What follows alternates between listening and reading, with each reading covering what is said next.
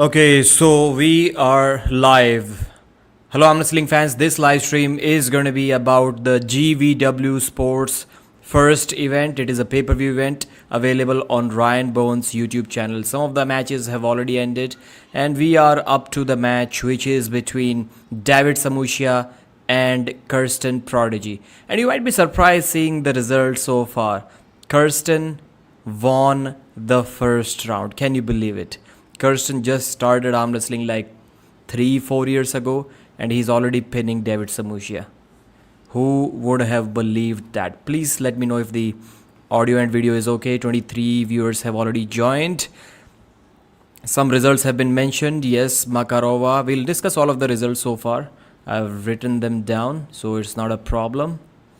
But the match that is going on right now, let's see how the first round ended. Let me go back to see how the first round actually ended.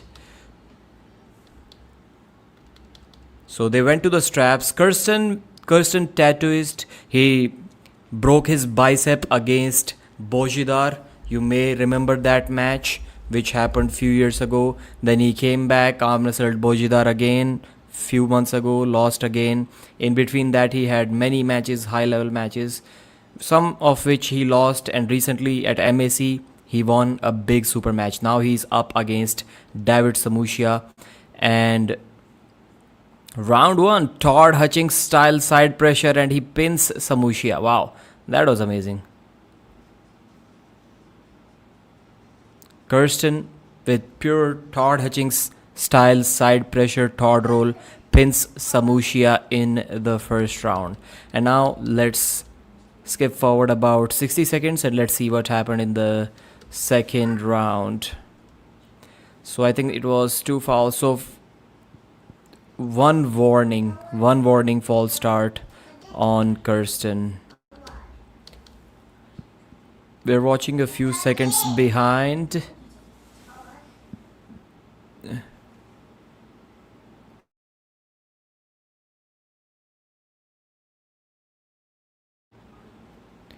Okay, so in the second round, straps, they slipped and they went to the straps. Now let's talk about the strap match. That was an absolute war, by the way, amazing. Samushia hit sideways with a little bit cupping, and Kirsten trying to top roll, but Samushia has his wrist bent, but still a lot of side pressure from Kirsten, but he did an elbow foul trying to pin Samushia. So good start, but he might be getting gassed out because of this round. I think it is inevitable. Samushia cups again. Kirsten trying to hit backwards. False start on Kirsten. He got lucky. He had an elbow foul too, but it was a false start. So lucky guy. Once again, good start. This time he has flattened Samushia's wrist and even bent it back slightly. He's almost about to win the second round too. Nope, second elbow foul. He was in a great position. And if this is like also a weight category match, how is it even possible? Like, is this guy stronger than Sasho Andreev? Or all of the other arm wrestlers who faced Samushia and lost to him before? It's still a little early to say that. We're still in the second round. Kirsten maintaining hand position in the second round, trying to top roll, climb, top roll. Couldn't quite get it. Samushia has stopped the match, but great back pressure from Kirsten. He's basically arm wrestling over his own elbow pad. Now he's going sideways. Beautiful position. Samushia hit sideways, couldn't quite get the pin. Kirsten hit sideways. He also cannot get the pin. Samushia is looking patient. He's trying to tire his opponent. Kirsten now hit sideways. Still no win for Samushia, but Kirsten is slowly fading. The match is inside. As soon as Samushia hits sideways for the pin, Kirsten rolls into a king's move and bends his wrist back. So Samushia has to tire him out. He cannot get the win yet. Samushia is talking with the referees. Great, amazing battle. Again, Samushia goes sideways and Kirsten hits the king's move, but an elbow foul, second elbow foul. 1-1. Samushia versus Kirsten. That's a great match. And by the way, most of the matches, except the last two, they were good, close matches. Not really one-sided matches. Is that a pin? Yes, it's a pin. It's a pin. So Kirsten in the third round was trying to slip like that, and Samushia just buried him down. He just buried him down, didn't let him slip. Too much experience from the Georgian arm wrestler.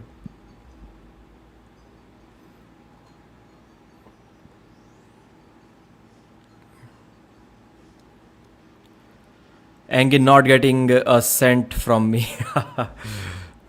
Later it will be Muzafarov versus Rostomashvili left arm match. The guy is strong. Muzafarov destroyed Tobias Sporrong. Roberto was saying you should promote GvW more, that way you will have more work arm wrestling news. Yes, you are right. Pradeep, you really are a great commentator. I hope to expand way beyond India. Thank you, Tony. I really appreciate that. Hit the like. Yes, Tony's right. Alpha Matter waiting for your commentary. Thank you guys for joining. 72 viewers watching the stream. The match that is going on right now, GvW Sports first event, Kirsten versus Samushia. That's the match that is going on right now.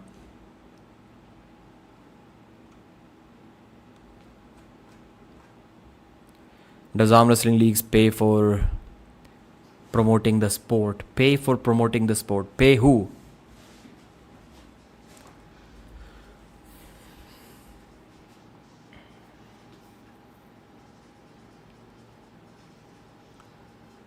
So the stream quality is okay. Good. It's good. I like it. I like it.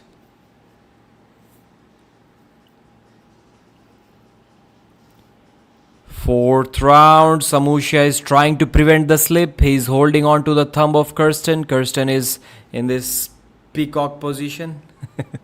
Weird chicken position. Trying to slip with open fingers. Guard the slip.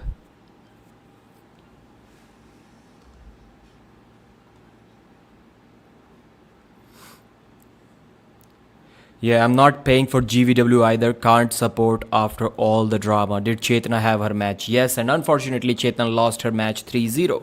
She couldn't even slip. The first round she lost on fouls. Second, I think, yeah, second, it was an okay start. Okay start in the center, but then she couldn't slip and her arm went down immediately. I still think, despite her getting destroyed 3-0, I still think she could have stopped the match if it ever went to the straps. She could have stopped.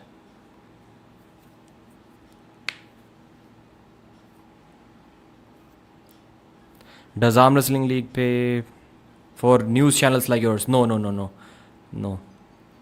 If they let us promote the thing peacefully, that's more than enough. Sometimes we don't even get that luxury.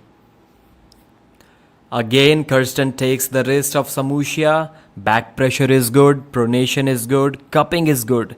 He has everything that he needs. But side pressure is something that you need a lot of if you want to beat Samushia, if you want to take his arm down. Goes sideways, elbow foul. He has to take care of that. So Samushia jams the match like this, in this position.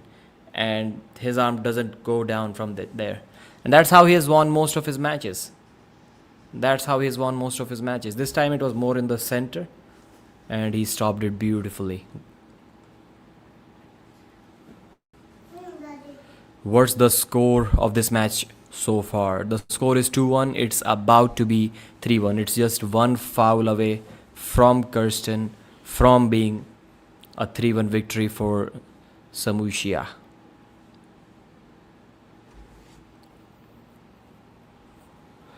Who was Tobias versus Muzafarov, the name that has been mentioned quite a few times in this chat. The guy's a beast. I think I did a video on Muzafarov. Was he the guy who was pinning Denis Siplenkov? And I talked about him on the channel. The guy is a beast. It was at least about a couple of years ago when he was pinning Denis in the practice polls. And I was like, who's this guy? I think that is Muzafarov. He won the match 3-0. So as soon as this match ends, I'll give you a recap of all of the matches so far. But Kirsten did good, man. Taking a round off Samushia, it's amazing. It's amazing. And while being the same weight as him, and with just like 3 years in the sport, however much he has, and that too coming back from a torn bicep. Again, good pronation, good cupping, good side pressure too this time. Nope, comes back. Samushia's arm always comes back to the center. Now Samushia is calling him out in the center. Too much side pressure. Kirsten is also smiling. Now Samushia is now we see the real Samushia. Samushia goes for the pin, but then he loses his wrist. Kirsten with the king's move. Samushia hits sideways and pins him. Even the referee Risto is impressed. That's a pin. 3-1 David Samushia. Good match, I'm gonna say. Let me update the score. Okay, first I should maybe show you the score, then we'll update it. Where is the share screen? Entire screen. Let's share it. So there we have it. So these are the matches. First match was Batalov versus Kvaratskhelia, and I think Batalov was not the Georgian. This was the Georgian guy. He came back. He was down 3-2. That was the undercard, by the way. But then he won down 2-0, then won 3-2. Olzhabek versus Beradze. Beradze, the Georgian, lost the first round but ended up winning the next 3. Then we have Natsvlishvili versus Mahsimov. That was an amazing and a weird match at the same time. I'm going to let you know why after we recap the results. So Mahsimov, as you can see, won 3-1. Then Hovhannisyan versus Sichinava. Sichinava won this match 3-1. That, by the way, that was the match that I was talking about. The weird match. One rule changed that must happen, especially after watching this match. But anyways, the guys who deserved to win won the match. Sichinava defeated Hovhannisyan. Despite losing the hand control, he won the match 3-1. Muzafarov destroyed Tobias Sporrong with a score of 3-0. It was not close. Tobias couldn't even slip. Chetna Sharma versus Makarova. 3-0 again for Makarova. Chetna couldn't even slip. Then we have Samushia versus Kirsten Mercieca, and that match was a 3-1. So these are the results so far. So the weird match which I was talking about, I've taken a screenshot. Let me show that to you. Okay, man, I was sharing the pay-per-view stream by accident, I guess. Did I even share the screen? I don't think I even shared the screen with you guys. Were you able to see the screen share? I think I forgot to add it to stage. Yeah, I think I didn't share the screen. Let me show you the results again. So Batalov versus Kvaratskhelia 3-2. Then Olzhabek versus Beradze 3-1. Then Natsvlishvili versus Mahsimov won 3-1. Then Sichinava defeated Hovhannisyan 3-1. Then Muzafarov versus Sporrong. Muzafarov 3-0. Chetna Sharma lost 3-0 against Makarova. Samushia won 3-1 against Kirsten Mercieca. How do I even pronounce that? So these are the results. Mark with the 18 dirham super chat. Thank you for another live. Thank you, sir, for another super chat yet again. Open the third window. Alpha Matter knows what's up. I can show you the graphic quality. I think it is just going to be, if I don't show you the match, just show you the graphic. But you have already seen the graphics and stuff in the free pay-per-view stream, so there's no point in doing that.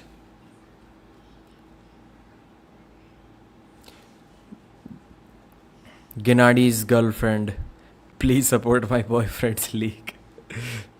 Chetna lost 3-0. That's sad. Yes, she did. Yes, she did. Hovhannisyan won, not Sichinava. Are you sure? Are we sure about that? That match was also in the free stream, by the way. I'll correct it if you are right.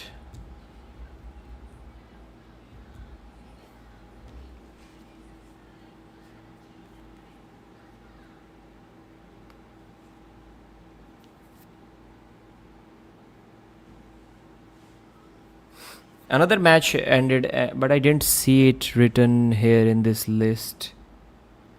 Akobadze. Is there any Akobadze on this list? That match has also ended. Akobadze won 3-0.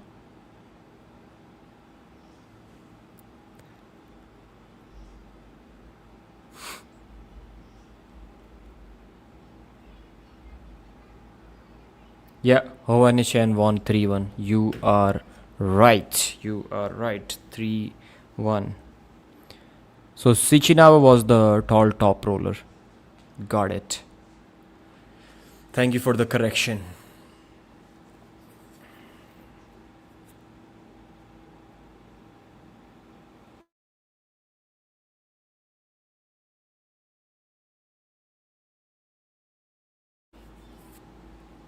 Who's your favorite arm wrestler?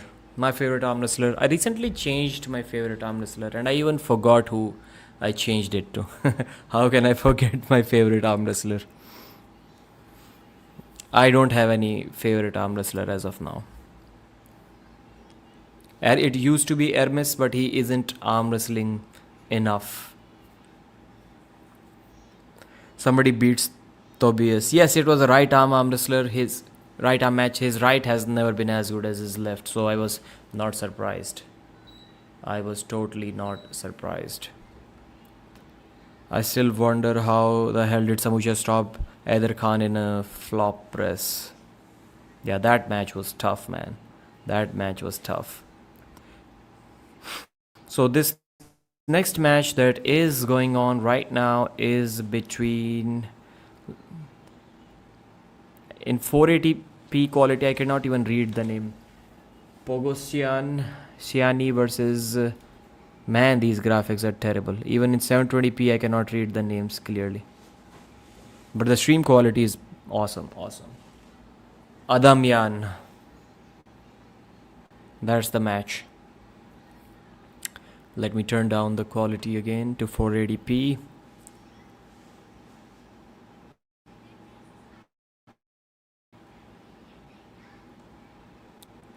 Let's see, strap match.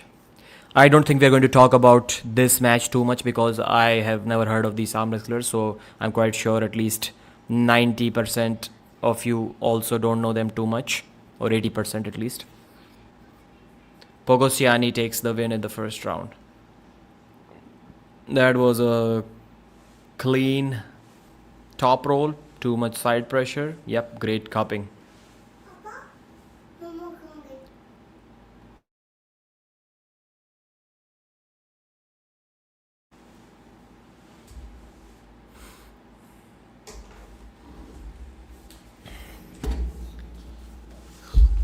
Who is this? ये क्या कर रहे हैं? What are they doing? Do Papa? ये पापा है. And Papa? ये देखो पंजा लड़ाएंगे. Arm wrestling, पंजा. So second round is going on between, again I forgot their names, man. Let me see. Let me read it here. Pogosiani versus Adamyan. Pogosiani versus Adamyan. I don't think any of these two is a Georgian, right? So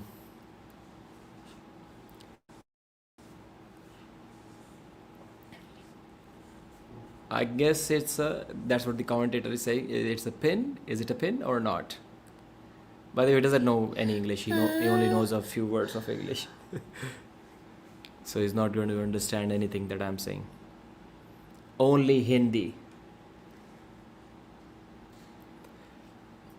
So Pogosiani has won the first round. He won it in the strap. So I'm assuming he's going to need the strap in the second one too. Let's see how it goes. Slip. Yeah. He's going to need the straps once again. Ye kaun hai? Who is this? Where can I see the matches on the card? English Professor Vitali. You can see the matches by clicking the join link on Ryan Bowen's channel. The join link, you need to subscribe for that. Then you need to join as a member, and there you can watch the matches. Thandi hai, badam pino.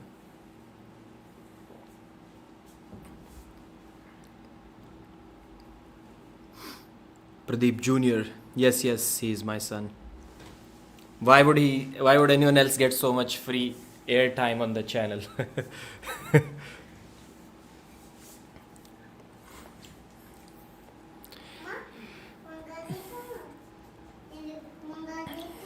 One zero still the score. Let's see what happens in the second round. Pogosiani, this time a top roll versus flop press battle. It stops, but not enough. Not enough. Both guys are kind of about to get bald, like in the final years of their hair fall stage. Both have a beard. I cannot even recognize who is who anymore.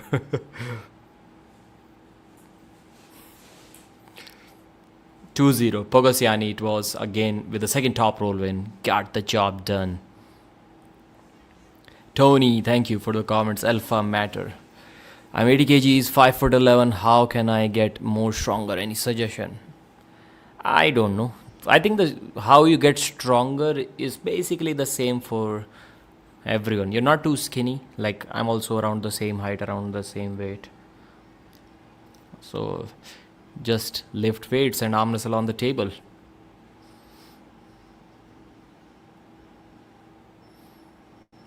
Mads, he's very cute.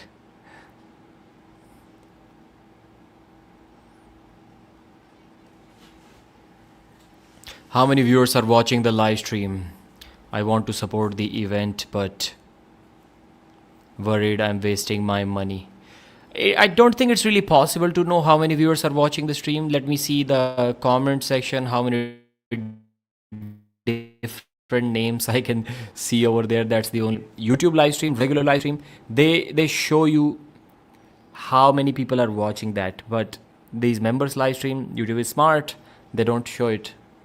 They don't show how many viewers are watching.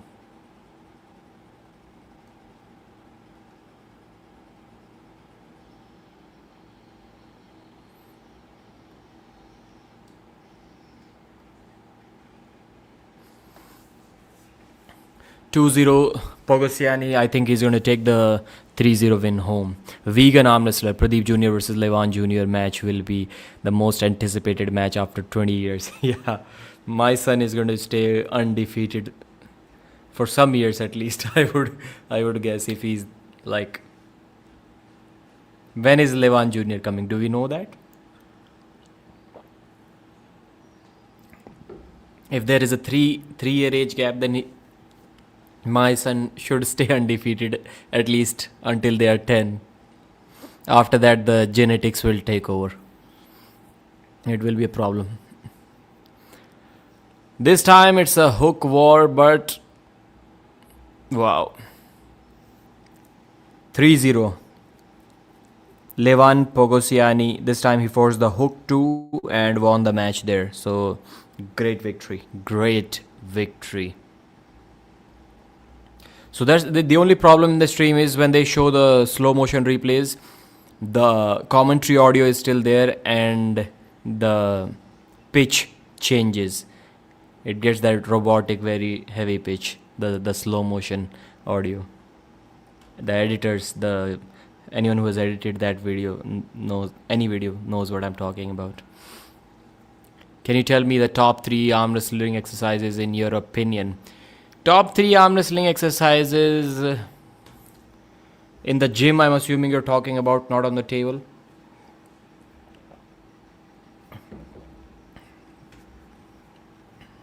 How can someone lose if there is Levan in their name? Yeah, that's correct.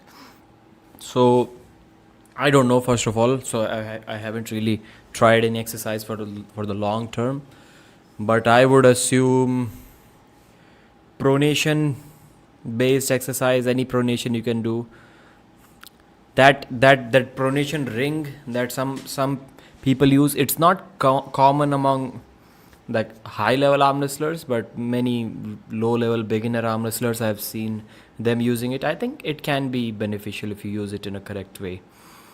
So pronation exercise, you can do it any way you want, Angiterzi style, where you add something here to so that the angle changes a little bit. Then cupping is also very important, and then back pressure. That's all you need. 3 exercises. Back pressure, simple. You can do, I would say you should do maybe riser style back pressure more than just back pressure. Like the strap should come from here. That way you'll be able to do maybe a little more than half of the weight that you can do on a regular back pressure, but still I think that will be more effective than regular back pressure. Because there are some times when there is no pronation applied. Both arm wrestlers are basically going backwards, like it's a riser battle, and 90% of the force that is being applied is through back pressure. Eldar Bubenko versus Ryan Bowen is the match.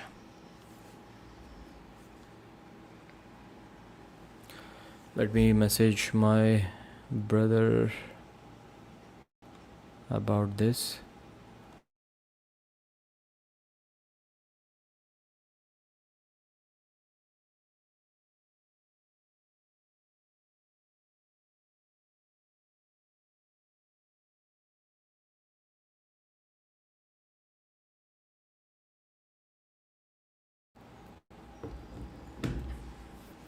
Cupping, pronation and back pressure it is. Yes.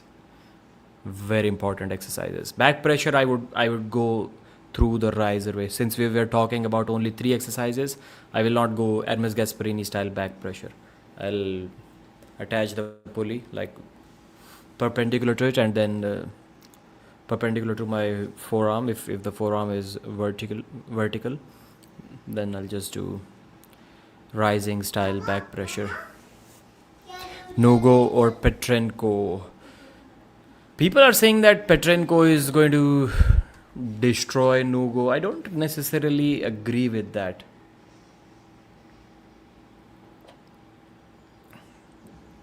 But still, even I have to go with Oleg on this one. Oleg has good defensive stop too. GvW is the greatest league in all of arm wrestling. Gennadi's girlfriend. No way Ryan Bowen's girlfriend lost. Did she at least give Adelia some trouble? No, not really. I think she could have done something in the straps. I still believe that, but she never got to the straps.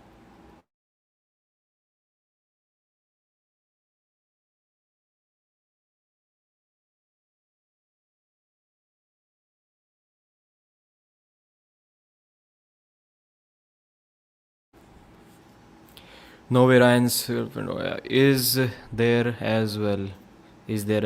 What's that comment? I cannot see your full comment. So Ryan versus Bubenko.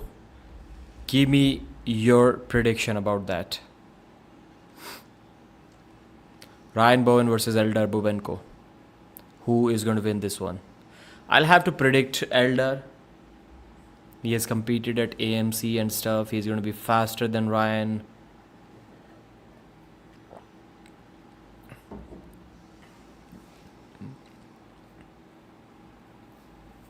Slip straps. Looked good. I have to say that.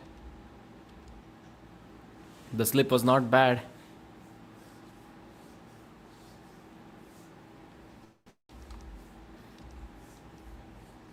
Let me see the slip again. Ryan Bowen on the left. Yeah, it was okay. The slip was okay.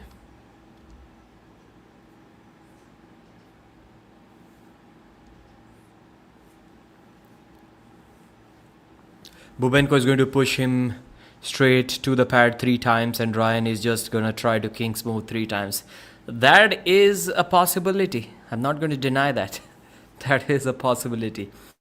Ryan's king's move rarely works. It rarely works. If Ryan has to go to the king's move, he's going to lose this match. For sure. I've never seen him win even a single round with his king's move. Never. When is the main event approximately? It may be... This is what? 9th match of the night? So... The main event is 16th. You can say at least 2 hours, maybe a little bit more. That's what we can expect. Thanks for putting the results in the description. Yeah, I'm going to save it after updating. Yeah, flash pin from Eldar Bubenko. Way too strong. Way too strong.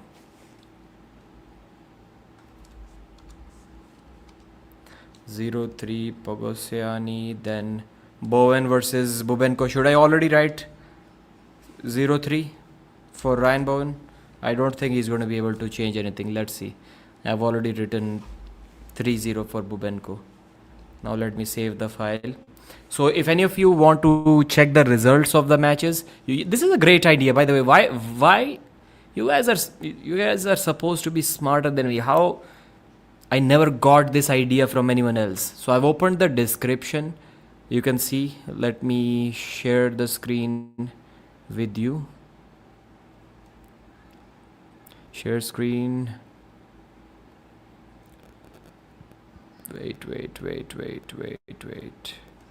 Entire screen.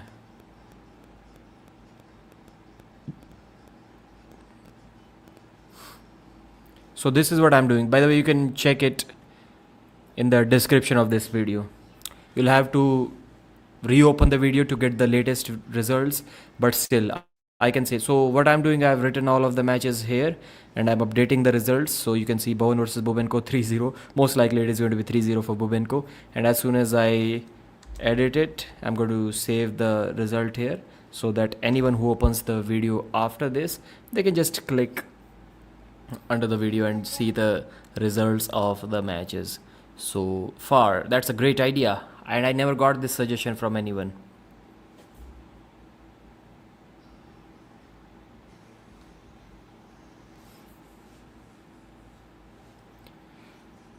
Bruce Leroy just became a member of this channel. I hope, Bruce, you are not trying to become the member of Bowen's channel and accidentally became a member on my channel. I hope that's not the case. Thank you for your support anyways. New member. Bubenko got silver at AMC. How is it a surprise that he's beating Ryan Bowen? Yes, it is not a surprise. Let me see. Maybe the second round is already over. Let's see what happened there. There was the trap, so Ryan out trap, so it slipped. Ryan out trap. Or both agreed, or whatever it was. So round 2, Bowen on the right, Bubenko on the left. Eldar Bubenko, too much cupping, too much side pressure, pins Ryan Bowen immediately. But Ryan got, no, he didn't get lucky. It was an elbow foul, but still it was given a pin to Bubenko. 2-0 Eldar Bubenko. Your winner, ladies and gentlemen.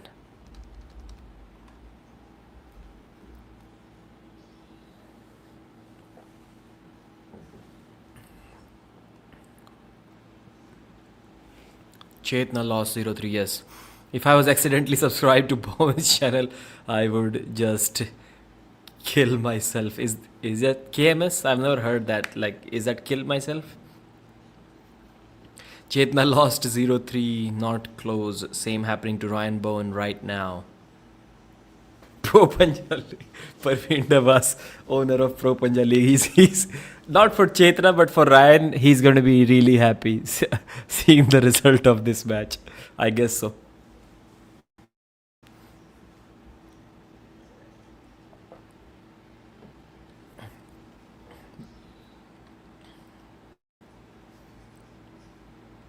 I already discussed the result of Chetna match with the owner of Pro Panja League, and he was like, I was rooting for Chetna. I wanted her to win, but that's The level, man, that's the level. You shouldn't be fed to the top dogs straight away. That's what he thinks.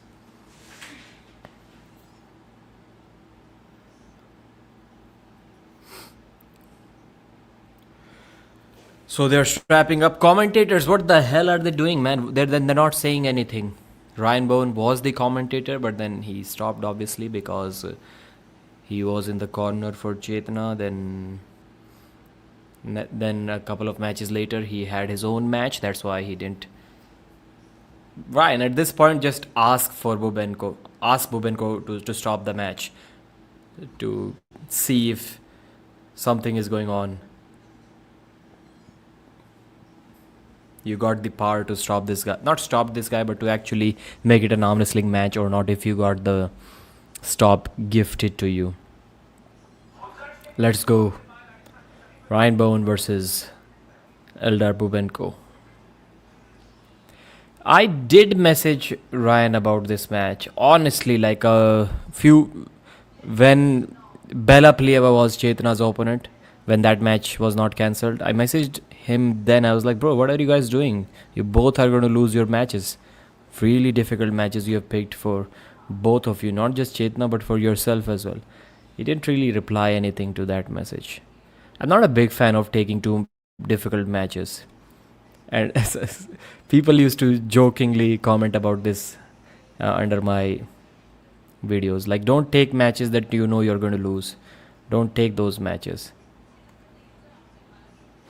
I don't think Ryan thought that he's going to win this match. I don't think Ryan thought that Chetna is going to defeat an 8 times world champion. Come on, man. 8 times world champion? Are you kidding me? If Zaur wins, do you think Hermes is a good next opponent? Yeah, it can happen. I don't think there is a if in that. Yes, Dzeranov easily hooked Rivaz Lutidze, but Zaur is not Rivaz. Like, he's not going to be as easy to hook. I think Zaur is going to win that match. I would take the Levan match knowing I will lose. Yeah, I get your point then. But still, man, you don't... I'm not sure if you're a high-level arm wrestler or not, Bob Anderson. Apologies if you are.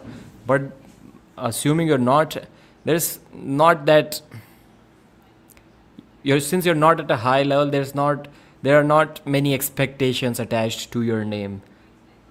Expectations from yourself, expectations from your fan. So you can afford to take any matches. Like, I'll arm wrestle Levan without any preparation, but Hermes Gasparini or Devon Ladd wouldn't do that. So I hope... A little stop in the center. Eldar Bubenko goes sideways. Ryan with the King's move gets the stop. Is that an elbow foul? Ryan Bowen has stopped the match with his King's move, but... Wow, Eldar Bubenko intentionally fouls with a huge elbow foul.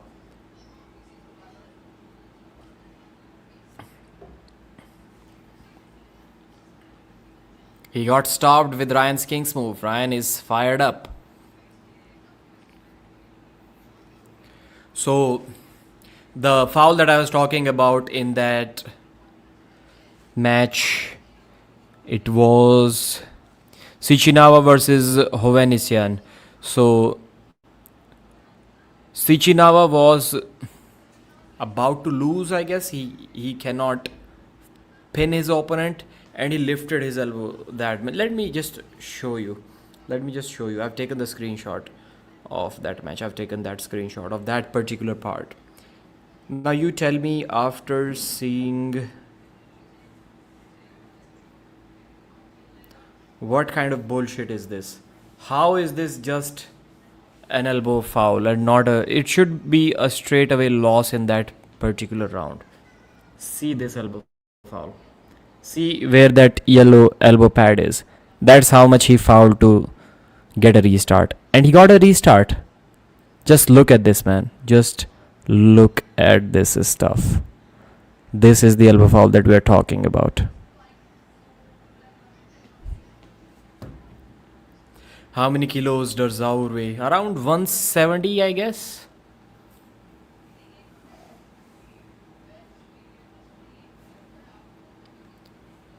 Micro foul. Yeah. Why do all these strict curls and king's move?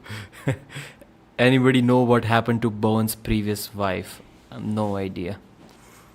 Bet some people would pay decent money just to get their arm ripped to shreds by Levan. I heard Pavlo say the same thing about facing Levan. Okay. Did they show the vein? I doubt Ryan even made weight and is still getting smacked. Yeah. This match was at 105 kilos or 100. I don't think Eldar Bubenko weighs over 100 kilos anyways. He was less than 100. He used to be less than 100. I heard he was like 98. I'm not sure when I heard that.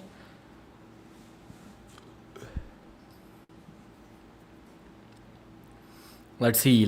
Now it's time for a restart. Ryan hits the king's move again. This time in a good position. Ryan is in a good position. Now he has lost his wrist.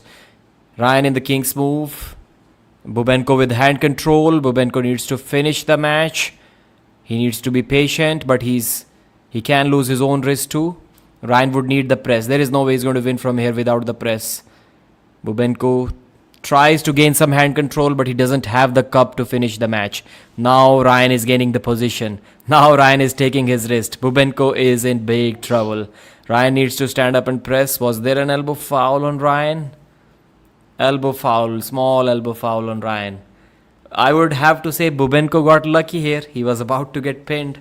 Ryan did an elbow foul. Not really lucky. I think his elbow bounced a couple of times, not just once. So Bubenko still up 2-0 and both have one foul in this round. Will I have to change the result? I've already put 3-0 against Bubenko's name as a winner against Ryan. Is Ryan going to turn the match around? Let's see. It would be awesome if he does. I bet some people would pay decent money. I've already read that. Bowen not allowed back in India if he lose. Maybe for one round, Zaur is done once he's stopped in a match.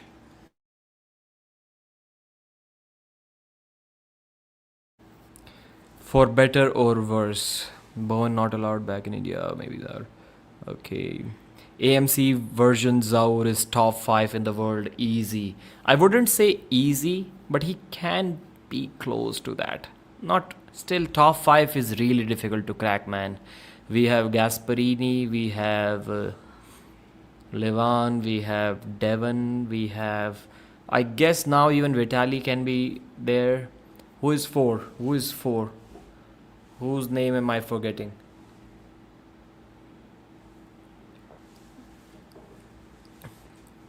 If Vitali is 5, then who is 4? Who can beat Vitali other than these names? Ryan in a good position this time. Flat wrist. Ryan is losing his cupping. Bubenko can take Ryan's wrist anytime he wants, but he cannot maintain his cup. His wrist also goes flat and his wrist goes back when he goes for the pin. Bowen in this weird king's move in the center table lost his wrist. Elbow foul on someone. Elbow foul on Ryan. Despite a 3-0 victory, he will be happy. He got something going on, but the trend continues.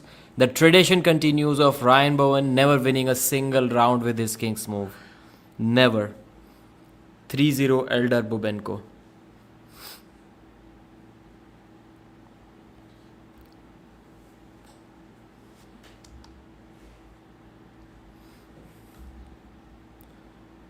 I should record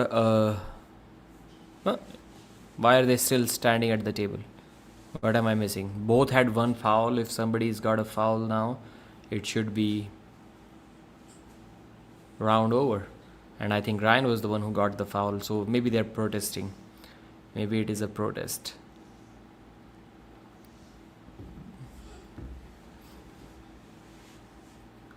Zaur versus Dzeranov is probably in 2 hours. Yeah, that's a fair estimate.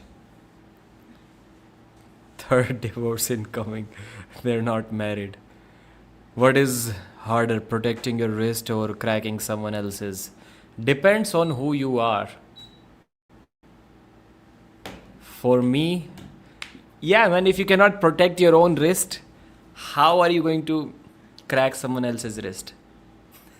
That is really difficult. I mean, you can do that like Todd Hutchings style, like Ryan Bowen was doing that.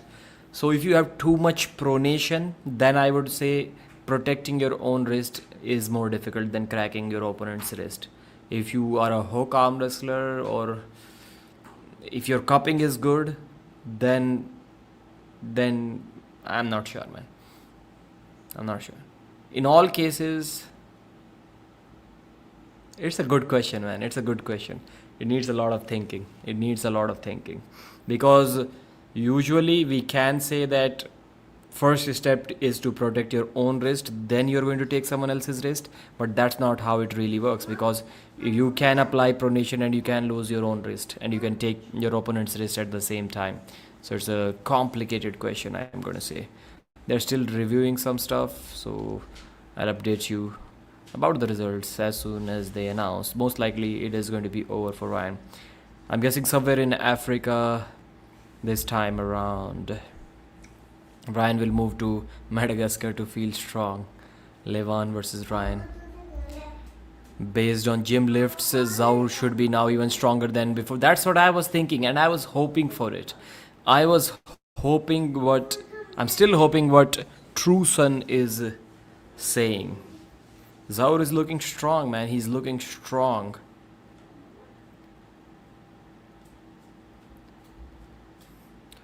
So yes, there clearly was an elbow foul on Ryan. As long as Ryan doesn't go to Mali or South Africa, that is correct. That is correct. The Mali guy was strong. He was strong. Maybe Bangladesh, Sri Lanka to feel strong. Just get it over with, man. It's way too long already. First of all, when you're struggling with match, not really, since they have 16 super matches, 17 super matches, I cannot really say that they were struggling with matchups. But then just think about it, man. Who puts like 17 super matches in their first event when they're not certain about how many pay-per-views they're going to sell, when they're not certain about anything? They were not certain whether their event is going to be allowed by WAF or not, whether their event is going to be allowed by Georgian Arm Wrestling Federation or not. And they have like 17 super matches.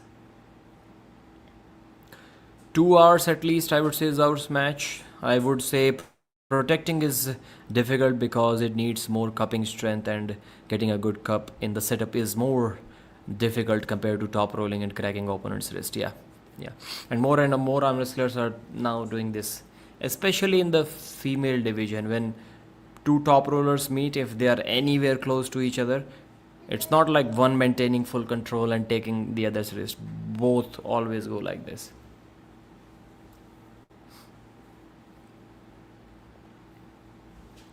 So we still have 7 matches after that. Wow.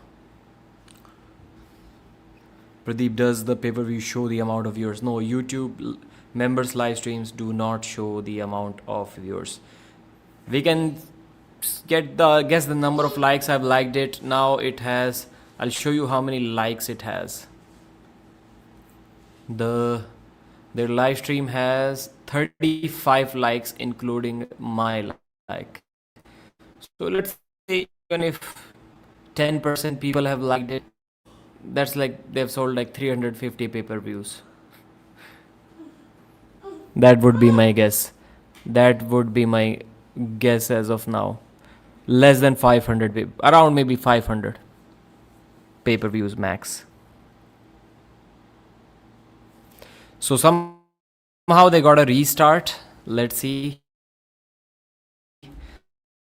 Let's see if Ryan is going to do something from it. Either endurance bad or King's move, nothing unless you have full pronation. Because Ryan has pronation. It's not like he doesn't have pronation, but he doesn't have the cup. Then what's the point of King's move? Like if you have cup and if you have pronation, if you have both, Why would you even need a king's move? That's the point. So since and if you don't have the cup, if you just have pronation, then the king's move isn't really super effective. So what's the point of king's move? Ryan Bowen is making me question the whole existence, the whole use case of a king's move. That's a weird thing. That's a weird thing.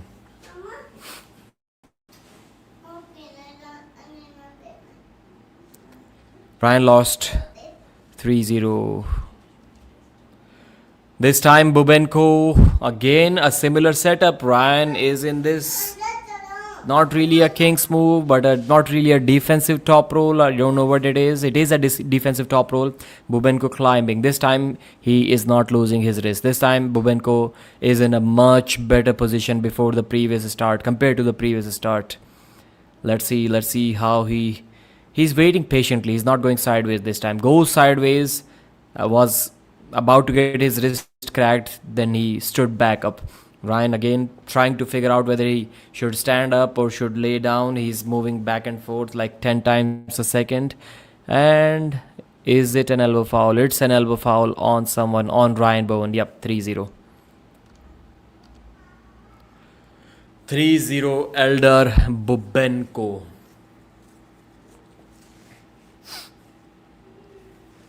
Is there going to be another review? I hope not. No shot, Hermes gets flashed. Against who? Bowen is strong, but his real weight class is around 85 to 90 kg. But then he wouldn't be as strong. That's the problem. Bowen should be allowed to weigh 100 kilos and then he should be allowed to compete in 90 kilos. Like just like the Tom Holland match. That's when he's going to give us some really amazing matches. I believe Robert Baxter would defeat Bowen.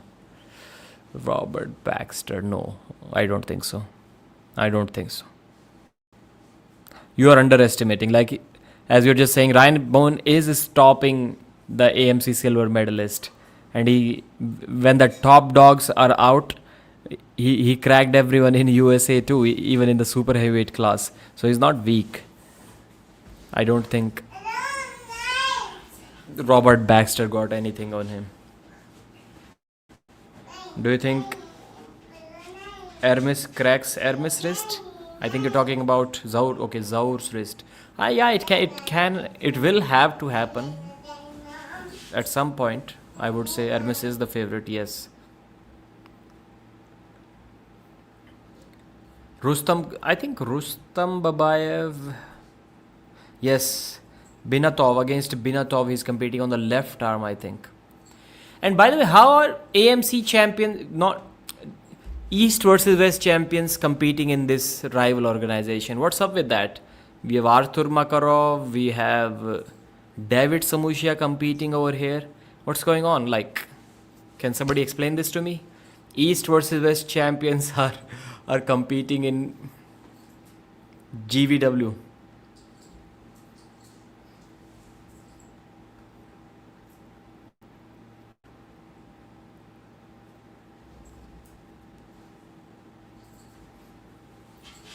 So people are saying that it wasn't really a good call. Let me rewatch how the foul happened.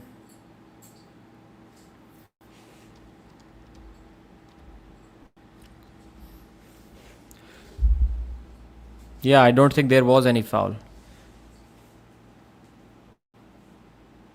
Why did they call the foul? It was not a foul on, and it was Christo Delidjakov, the down referee, who called this foul. I didn't see a foul on Ryan. Or was it for the shoulder going below the table? The shoulder also stayed okay. So maybe the shoulder dipped below once, because now the WAF rules have changed that shoulder below the table is a straightaway foul.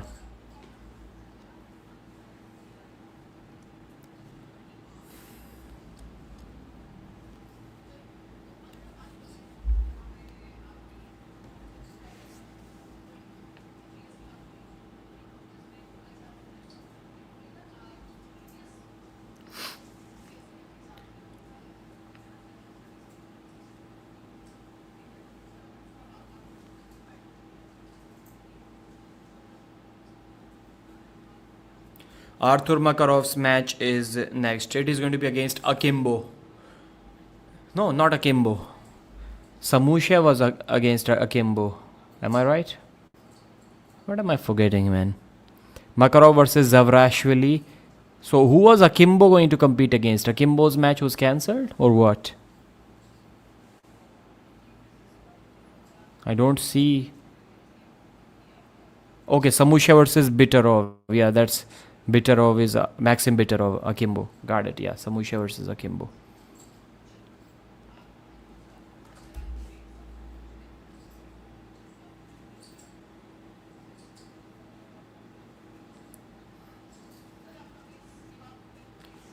Ryan is back in the commentary box already. And my son is laughing.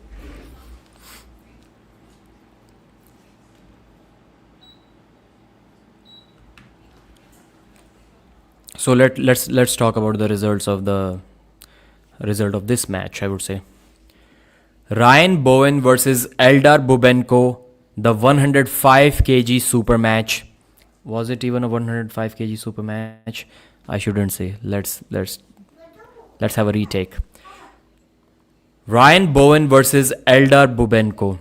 Right arm super match. It went as expected. Eldar Bubenko is a medalist. He has been a medalist at the AMC tournament in the 95 kg class. He is a very strong guy. He was lighter than Ryan, I would assume, by at least 5 kilos, but that did not matter. The first 2 rounds, Eldar won pretty comfortably, but then in the third round in the straps, Ryan put the brakes on. He put the brakes on so efficiently that Eldar had to do an huge elbow foul just to get the restart. He had to do that foul. Then after the restart, he got stopped by Ryan once again. And this time there was an elbow foul on Ryan. So Ryan was in this king's move position, open arm top roll, whatever you want to call it. His body was towards the offensive side. The arms stayed in the center. Ryan's pronation was there. His cupping wasn't there. Eldar could contain Ryan's pronation easily. But then when he went sideways, he was losing his wrist. So the cupping wasn't there when he was going for the pin. That was a problem for Eldar Bubenko. And you can see he was struggling. So Ryan made the match really interesting. Then after that, there was a restart, obviously, because Ryan also fouled. 1 foul each. Again, then in the third restart of this third round, Ryan put the brakes on him one more time. That was again a good round. I think it continued for at least 30 seconds and there was a foul on Ryan this time too.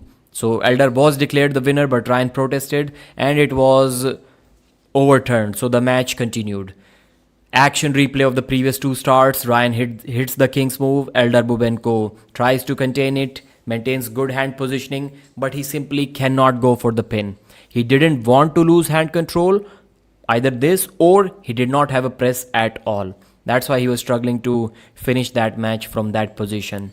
So this time it was given a foul on Ryan again from the down referee Hristo Delijakov. Everyone was saying that there was no foul, bad call. And yes, there was no elbow foul. But maybe it could have been a foul because of the new rule, which I'm not sure is being implemented here or not. The new rule at WAF is that if your shoulder is in the losing position, then you have to... Then it's a straight away foul. Earlier they used to say stand up, stand up. Now if in neutral or losing position you go down, then immediately it is a foul. And then maybe because of that, if that rule was implemented here, it could have been given a foul to Ryan. So 3-0, that's the score.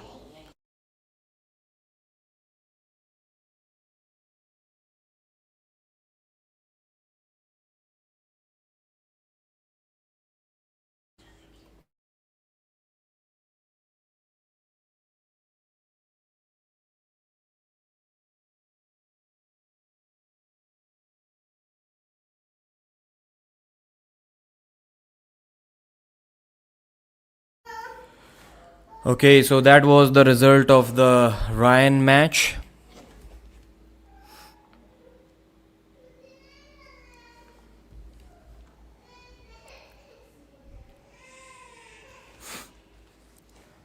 No one can force Levan in a hook. Levan is impossible to hook, but even if the best hookers can't beat Levan in a hook. Yep. So I haven't recorded. Maybe I'll send a separate recording for the Chetna match. Dennis used to hook trucks, and Dzeranov doesn't either. Let's be real. Okay. So the match that is going on right now is between Artur Makarov and the Georgian. Let me see what his name is. Artur Makarov goes for the flash pin, but there was an elbow foul on him. The score is 1-1. How did Makarov lose a round? Let me go back and see it.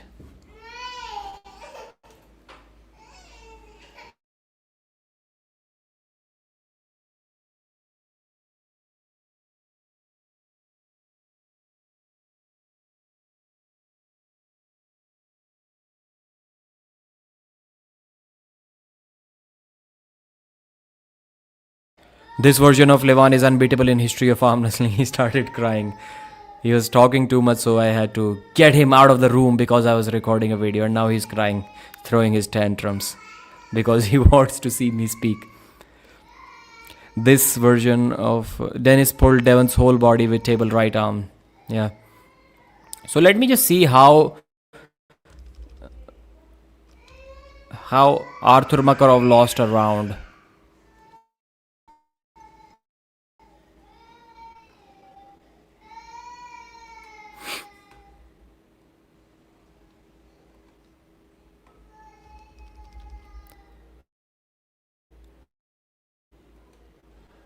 Somebody in the comments.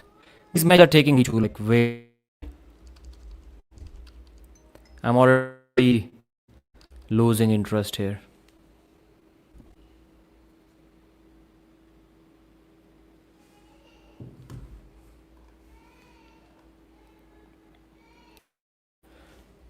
Yeah, so let me record that audio. Chetna Sharma also lost her match against the 8-time world champion from Russia, Adelia.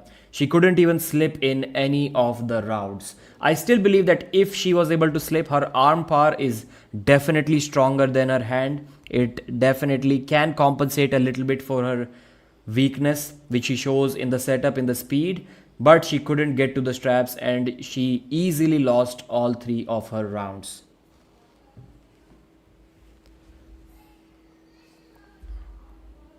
So that was the recap. Let me send it to my brother. Let's upload both of these together. Both of the results of both of the matches.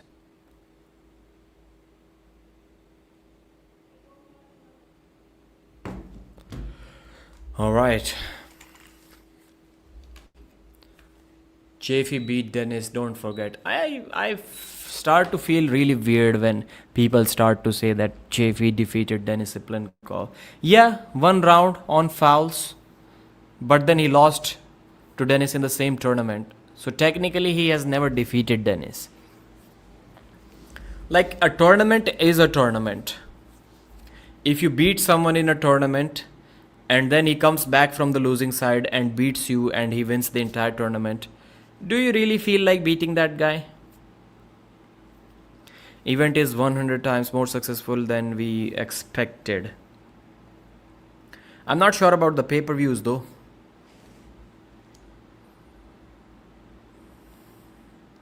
Can somebody tell me what's... Yeah, Artur Makarov is flash pinning his opponent. That's what's going on.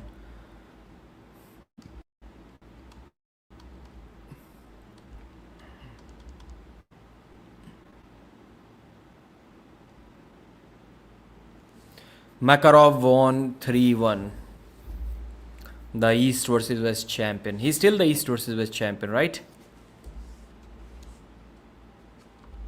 1-3. Let me update the score. Yes, I have updated it. And I've saved it.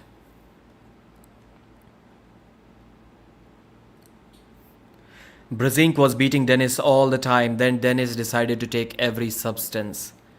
I don't think he increased anything. When you see Denis Siplenkov, when he was losing to John Brzezinski, I think at that time he was like bigger than ever. He was weighing 144 kilos at that time. when he was losing to John, even then. So I didn't think he gained even a couple of kilos after that. Do you still think Engin has a 10% chance of beating Makarov? Uh, 10% only because this time it is going to be at a bigger weight category. So Engin can be a little bit bigger. Is it at 80 kilos or 78? I forgot. What's the weight cap for that match?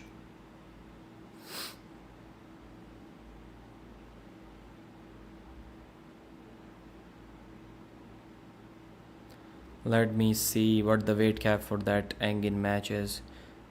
80 kg, yeah, 80 kg. Last time they arm wrestled, I'm not sure. Was that at 80 kilos too?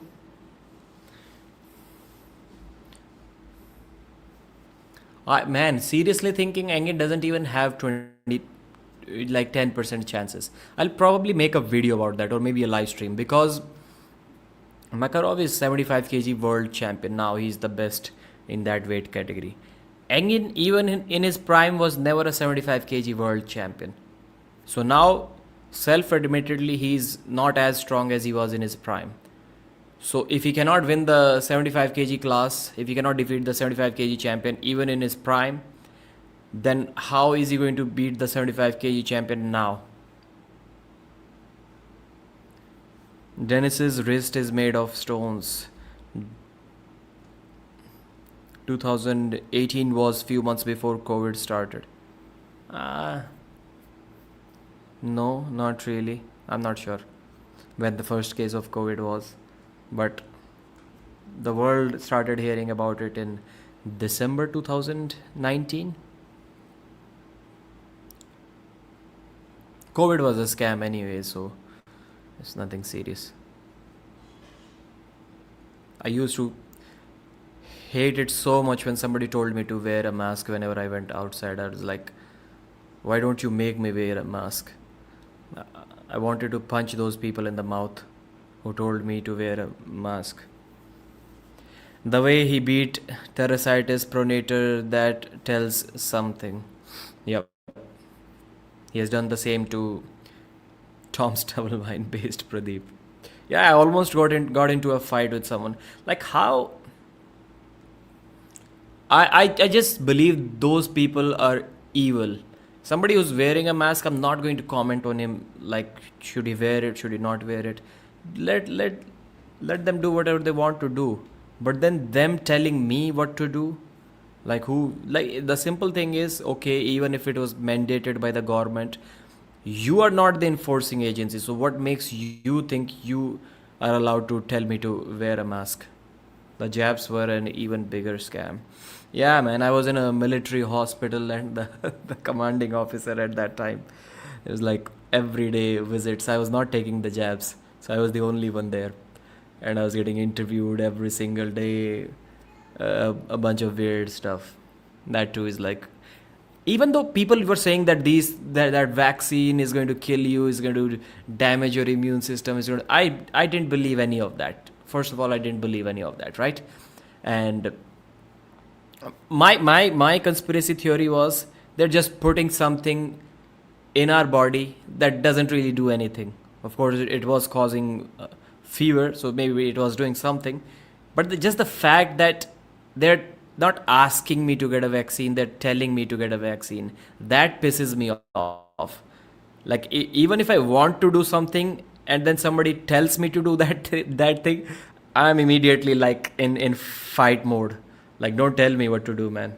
Even though I wanted to do that, and this is something that I didn't want to do. So that's how I operate. Usually in a scenario where I'm working on a job or something. Like for example, if I'm thinking about doing something and the viewers tell me to do the same thing, I'm really happy. I'm really happy. So that's a different setting here. There's a video of Dennis in 2014 Russian Nationals before the match saying Dennis is only 85% of his prime from Russian A1 mid 2013, which Dennis didn't even feel Pushkar. Okay. Frank Lamparelli versus Tabagari. Lamparelli was supposed to arm wrestle Manuel Battaglia. That was the match? No, Manuel Battaglia was Philip Larsen. I'm getting confused between all of these events.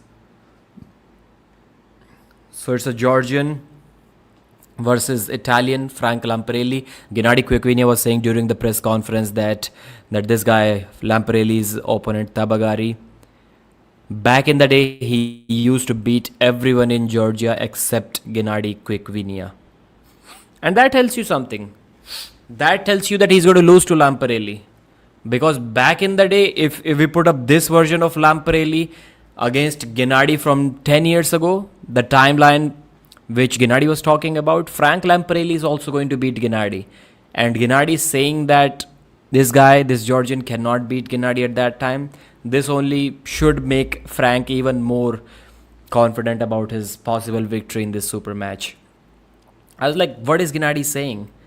He was saying, like, from my generation of arm wrestlers, he used to beat everyone except me. I was like, you're talking about probably 10 years ago. Or at least 7-8 years ago. Lamparelli is going to beat the Gennady that was there like 8 years ago.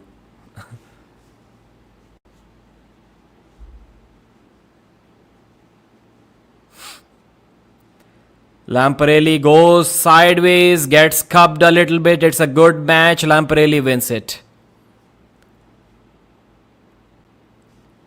Zavrashvili is asking for an elbow foul on Lamparelli, but there was none. Bowen will be able to beat Brzezinski when Brzezinski is around 75. Yeah. Before that. But John is someone who's not going to be super weak ever, because looking at John, I don't think he really trains that much, even when he has a super match coming up. So the guy who doesn't really train for his super matches, at least doesn't train too much for his super matches, he's not going to get super weak, like ever, because he never used to train. Since his comeback last 4 years, I would say maybe John has had like 50 arm wrestling workouts. I don't think maybe not even 50 table practices, like all workouts combined. That would be my guess. Not even 50 in last 4 years. So it's not like he's going to get weak when he stops training. He basically was not training for any of his matches.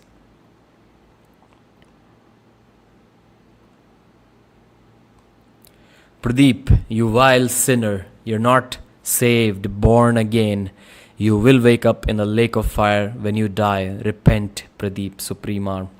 Todzilla is 10 years older than Devon. Yeah, 9. He was probably like 95% of his prime, and I love Dennis, but come on. Devon had to top roll 25 times to get the center from hospitalized weakest version of Dennis 2023. Lamparelli versus Nugo was supposed to happen. No. Nugo? Yeah. I think, that was the match that got cancelled. Yeah. I do remember a match getting cancelled, but I forgot which one it was.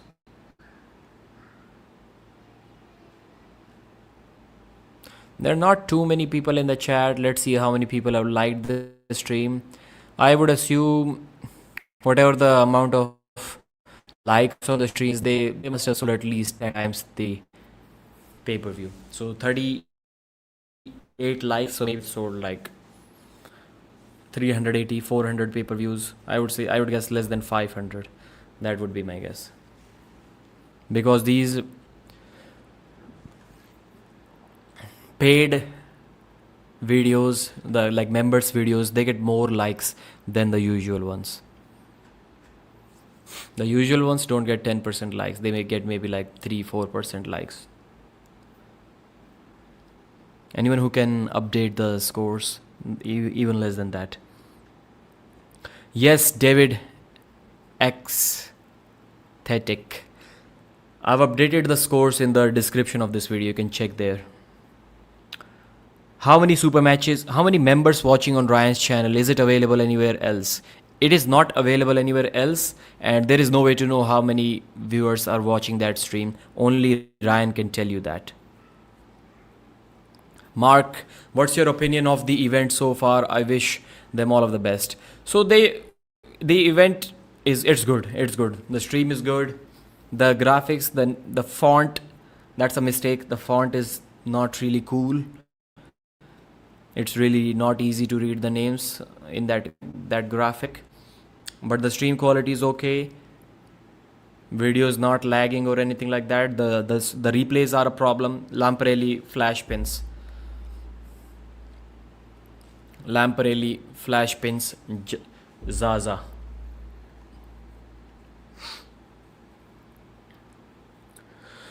So I would say the event is good. It's good for an event that is happening for the first time. They obviously can take some feedback, some reviews. For example, in the beginning, when they were showing the score graphics, it was coming as a layer above the regular video, and it was kind of fading everything in the background, so everything was dull. The brightness was down, so the layer was on top of that. So they changed it now. That's okay, but still the font is not okay. I would advise them to have the crowd seated in a place so that the screen doesn't look blank. The empty stadium is looking weird. Now it's almost dark in the stadium, so we cannot really see if there are any fans sitting behind or not. But it's a huge stadium. It's like they should have allowed free entry instead of. I don't think they sold too many seats there, but they should have just kept the VIP seats. That's the change, Mark, that they need to make. So just keep the VIP seats, because basically those are going to be the ones that are going to pay you, and you're not going to get too many people. Yeah, it's almost empty. The stadium is almost empty. But it's a huge stadium. It's a huge stadium. So if they just had the VIP seats as paid seats and then everyone else is allowed a free entry, it would have looked amazing. They would have filled not filled, but it wouldn't have been like so empty. Now you can see, now the half of the event is over. Now you can see some people in the seats, but early on it was like basically empty. It's still empty, but just and it's the stage is in the center of the stadium. That's a cool thing, but sponsorship can be a problem. You cannot really add banners and stuff, so the only way the sponsors are visible now are on the t-shirts of the athletes, on the tabletop, and when the camera is top to bottom, that camera, only then you can see the sponsors. So yeah, they can improve a lot from, and I don't see anything that cannot be improved. The thing that should be good, the audio and video, that is good. So can't really complain too much. And the biggest mistake which they made is having like 17 super matches in their first event. Come on, man.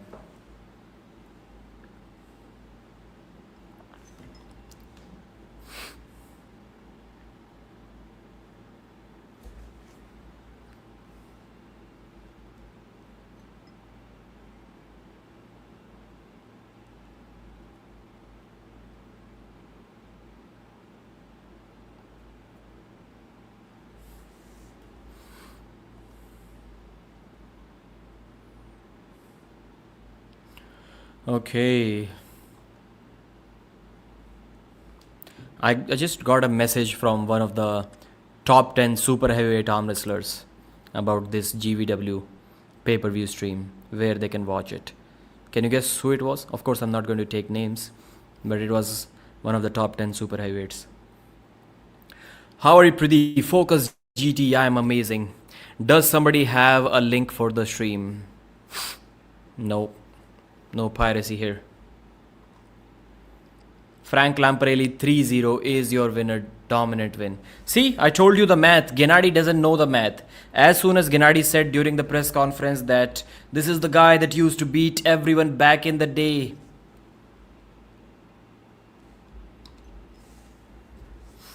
I was immediately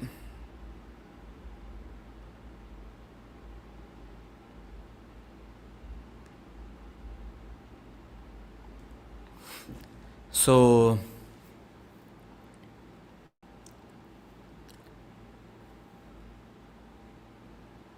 I immediately thought, man, if he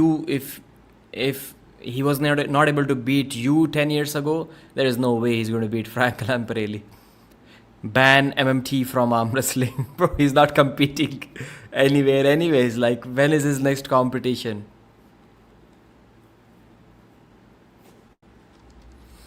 Come on, guys, end the matches quickly. Lamparelli, sir, thank you so much. Frank Lamparelli, 3-0 dominant win.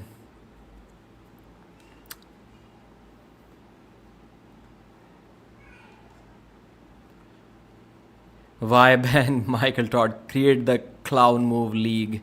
Is the match active or what is happening? I think MMT has best chance of getting stop on Levan. Come on, man. Come on, man. What are you saying?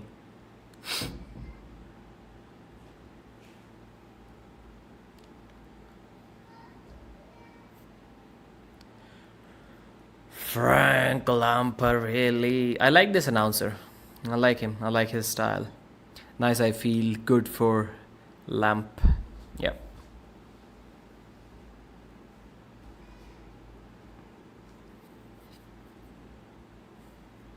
Why, man, bro, man?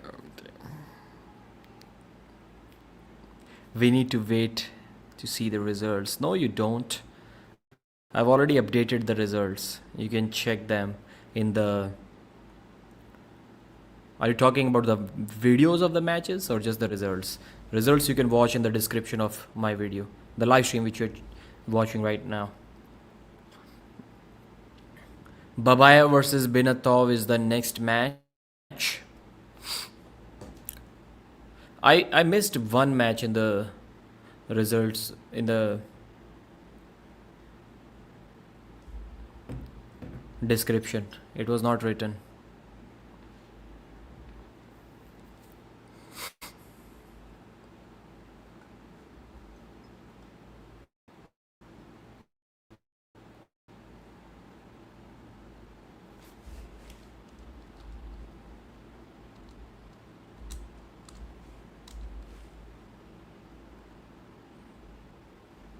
Nugo cracked Matt Butterwrist 2025.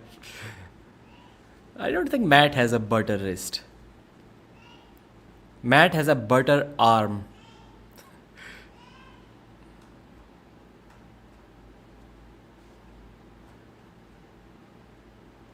Come on, man. Frank Lamparelli. Get the hell out of the stage, man. You don't deserve a 10-minute speech. You're not like getting inducted in a Hall of Fame or anything. Don't waste our time. Come on, bro. The guy is still speaking.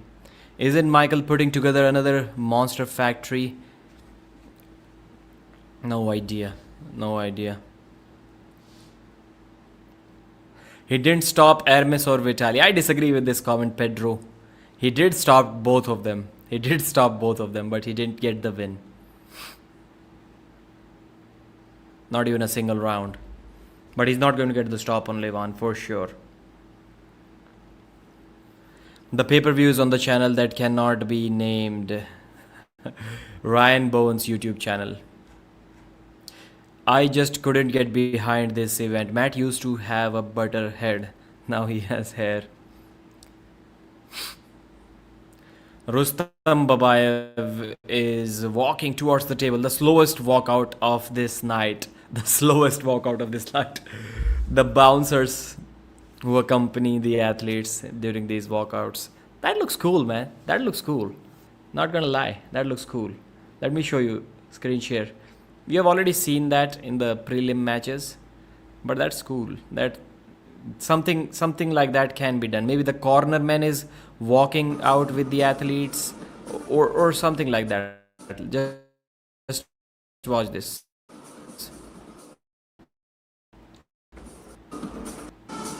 I like this idea. So something like that can be done.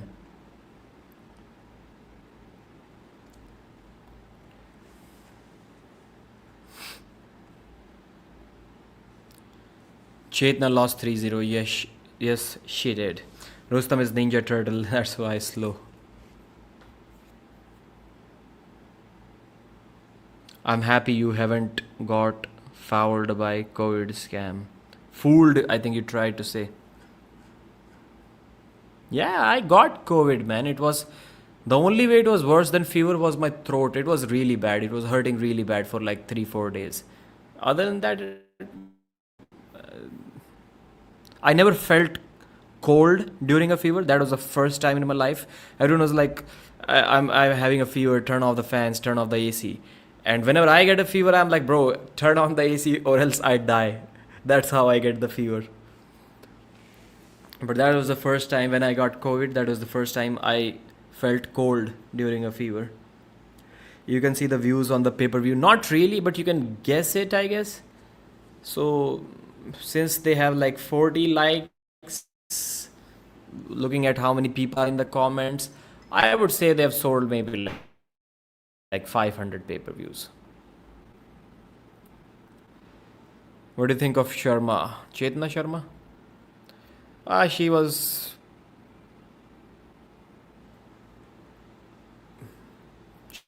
She shouldn't have taken such a difficult match. That's all I'm going to say about her right now.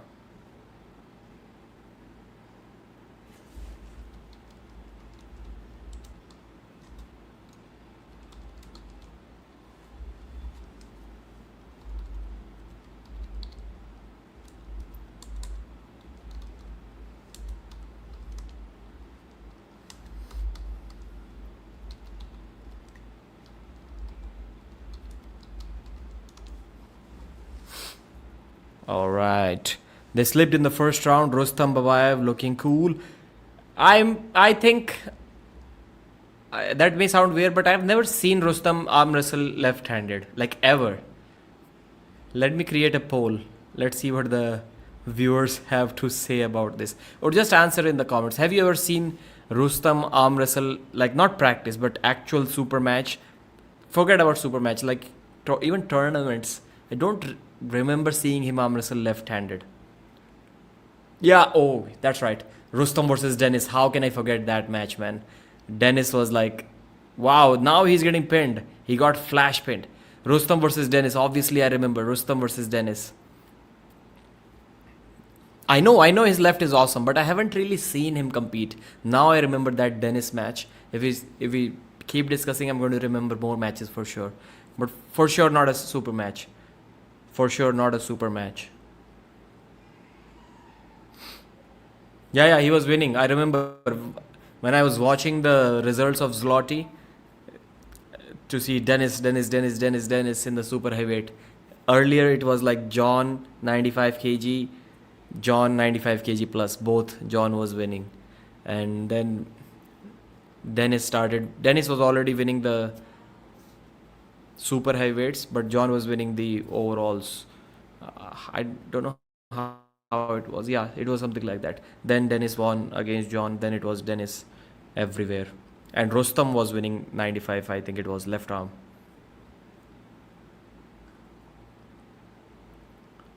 And that Dennis versus Rustam match, legendary match, where Dennis is like, he's holding on here. You can see that he's not showing it on his face, but he's going almost all out trying to stop Rustam, like 95%. He's put in such a bad position by Rustam, and he has to wait to tire him out. Then he brings him back and beats him.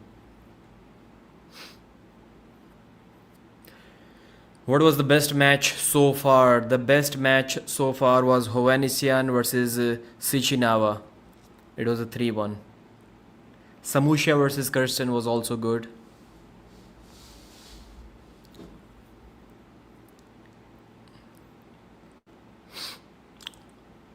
That match you can watch, the best match that I mentioned, Sichinava won 3-1. That's available in the free stream, on Ryan's channel. It was supposed to be, I guess, on a pay-per-view, but then Ryan was saying that you can watch the free stream. It is going to be the same stream. The free stream and the pay-per-view is going to be the same one. So he can just basically switch it to a pay-per-view, and the viewers who have not purchased the pay-per-view will automatically get kicked out. And I was like, what kind of bullshit space technology, SpaceX rocket rocket science Ryan is talking about. Like, can you imagine? I have never heard of such a feature. So I'm doing a regular live stream and I can change the same live stream to a pay-per-view members only live stream, and the people who have not purchased the membership, they're going to get kicked out. Shit doesn't work like that. I was like really doubtful. It is not going to work out like that. So then obviously it didn't. So a couple of matches were shown in the free stream. Then they had to stop it. Then they had to create a new live stream which was for members only, and then they jumped into that stream. So that was a bad mistake from Ryan Bowen. Only Ryan is responsible for that.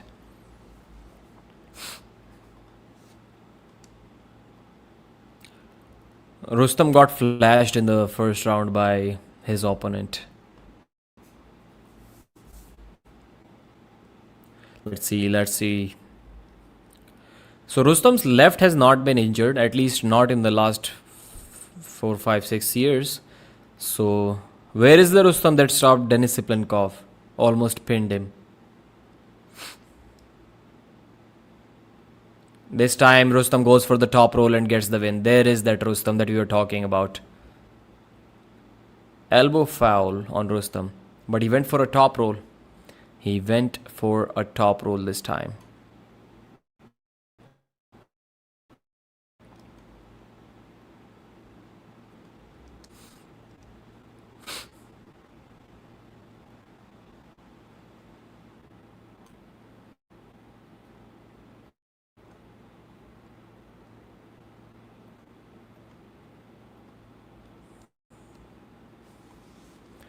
Did Chetna match? Yes, Chetna lost her match. Disappointed in Chetna. I thought she was the next Barbora. Like, she's like 5'1". How is she the next Barbora? Yes, your boy Mitch. You can watch the results of the matches in the description of this video. And that is going to be the standard from now on. So 114 people watching. Whenever I'm doing a live, I'll always update the results in the comment section, in the description of the video.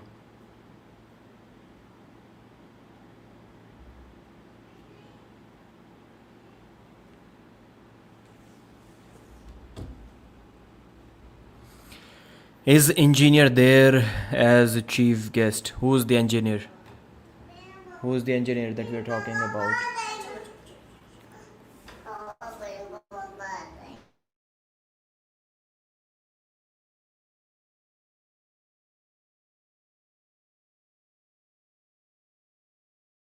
Okay, let me teach you commentary, okay? Pradeep, what's your opinion about Todd versus Irakli? So this is Rustam. Who is this? Naam bolo. Rustam. Otam Rustam. And even I cannot pronounce the name of the other guy. Let me read it.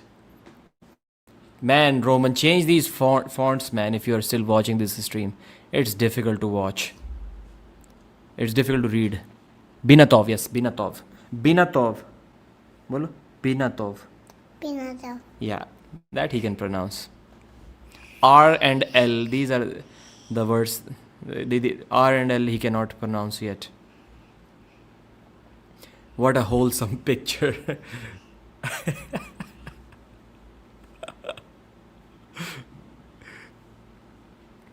So Rustam, let's see if he goes for the top roll or for the hook. His hook didn't work the first time around. Let's see if it is going to work now.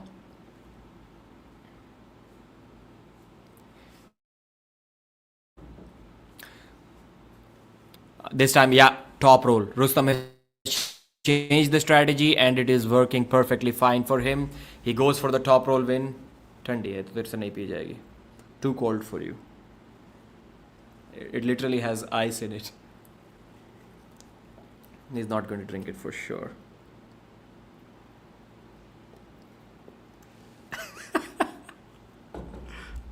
You like it? So Rustam Babaiev has equaled the score. Now it is 1-1 against Binatov.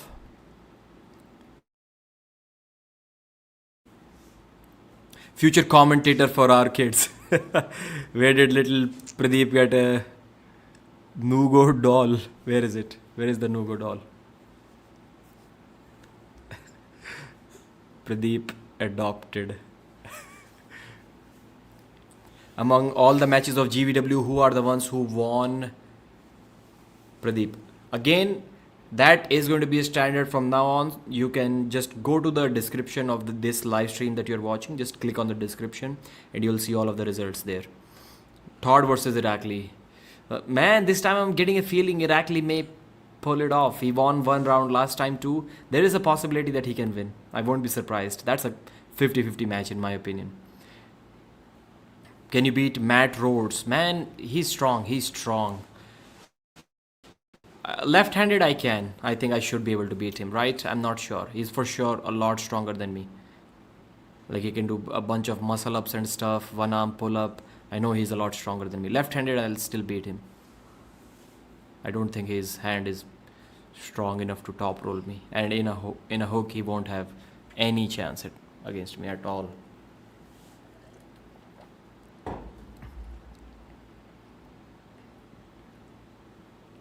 In a hook, I can beat most of the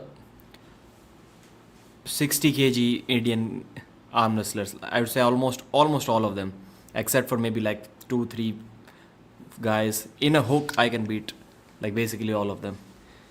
Left arm. So, and I don't think his wrist is going to be strong enough to top roll me. So I will put him in a hook and I will beat him. Pradeep would get flash pinned from that kid. From Matt Rhodes? Nah, he's not an arm wrestler. Have you seen Irakli's 150 kg bicep curl? No. How much did he do before this? Cute kid. Wholesome picture, Dimitriou. Thank you, sir. Wait, Tobias lost. When the fuck was that? Yes, early on he lost. It was a right-handed match, not left-handed. Yes, that's exactly what I said. Somebody put a bet. Rostam goes for the top roll again. 2-0 victory. Man, I like to see this guy's hook. Rustam is avoiding. Rustam has a really strong hook and he's avoiding his hook. He's top rolling him with ease.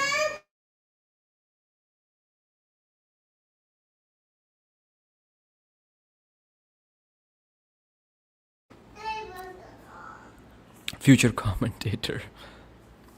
Why isn't any black guy on top in arm wrestling? I mean, there's genetic or good, but there's no black guy. Yes, maybe they're not arm wrestling enough. That could be the only reason. I feel like Akimbo is the reason they sold any pay-per-view. Ryan may have helped a little bit in creating some awareness. And Ryan had a good match too. Like, he always loses, but Arm Wrestling News Junior. Larry Wheels Indian collab ad was so cringe. Were you talking about the Muscle Blaze, that wrestling, mud wrestling thing? I have watched just a little bit of that, maybe like 30 seconds, 60 seconds. That Mali guy, I forgot his name, that he was really strong. Tom Stubblewine did a video on him. Jordan, still fascinates me. And he could have won that match. His technique wasn't on point. If you put me in that position where that Mali guy was, put my brain on this, in his head, and with the same amount of power, I was winning that match all day long. I was winning that match every time.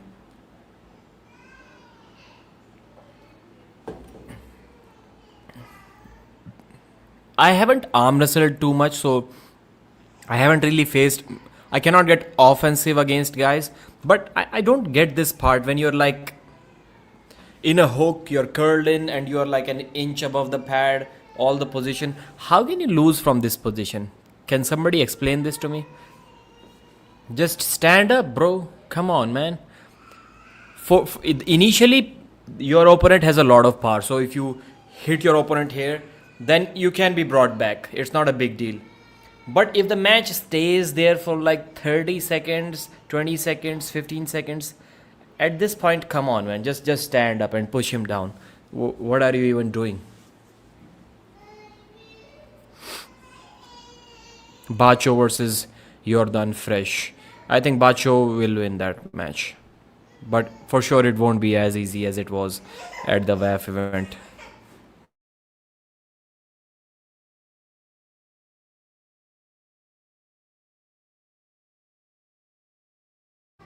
Lack of coordination, yes. They don't stand up.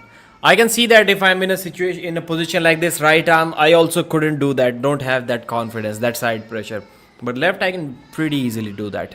Anybody that I'm not strong enough to get people to here in this position. But if I can get you here, you're not coming out of this position. Trust me, I will immediately stand up. I know he lost, but how did Ryan Bowen do? He did good. He did good in the third round. But as I've mentioned, whenever Ryan Kings moves, he's going to lose that round for sure. He has never won a round Kings moving.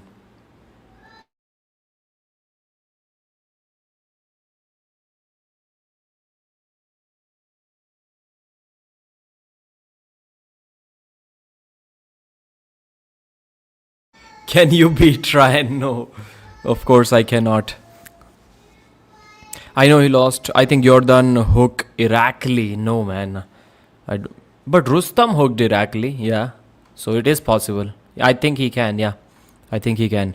Bacho versus Ricard. What do you think, Pradeep? That's a good match.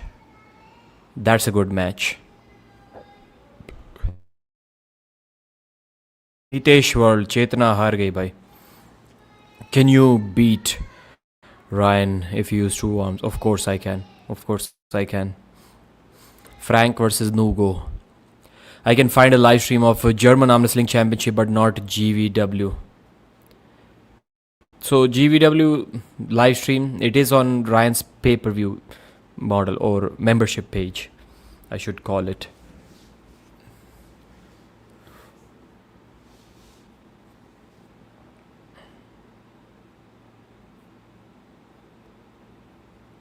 German Dart Championship. I can find a live stream. So Rustam, by the way, he won 3-0, 3-1. That left arm match. Let me write it in the results. 3-1 was the result of this match.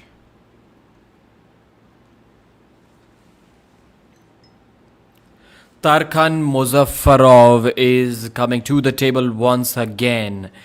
He already destroyed Tobias Sporrong 3-0 and now he's back to the table to do the same thing to Rostomashvili from Georgia. The man from Azerbaijan, Tarkhan Muzafarov, against a Georgian this time. He already defeated a Swedish arm wrestler. Now he's out there to defeat.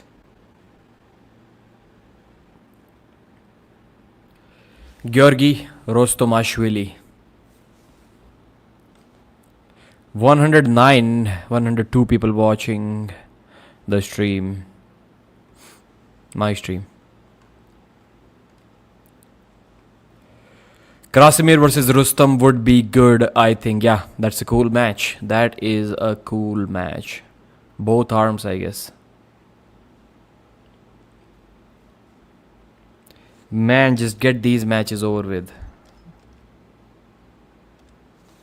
That's the problem, man. That's the problem.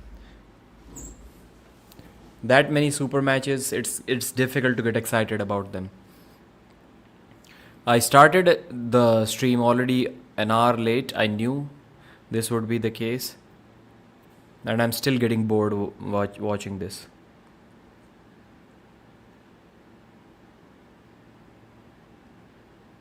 Wow, that guy's big. That guy's big. He looks like the Hulk from the older movies. He literally looks like Hulk. Let me show you. Let me show you. Let me share the screen with you.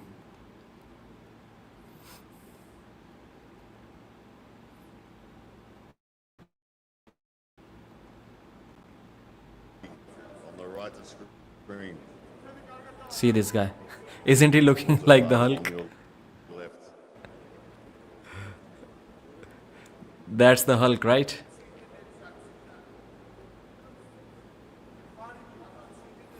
Okay, enough piracy. Incredible Hulk, yeah. Do you think Michael Todd will beat Zaur? Yes, I think he can, because Zaur will take his hand for sure, but I've never seen Zaur press. It will be difficult for him to beat Michael without a press. Actually, is the Hulk. Georgi in a hook, deep hook.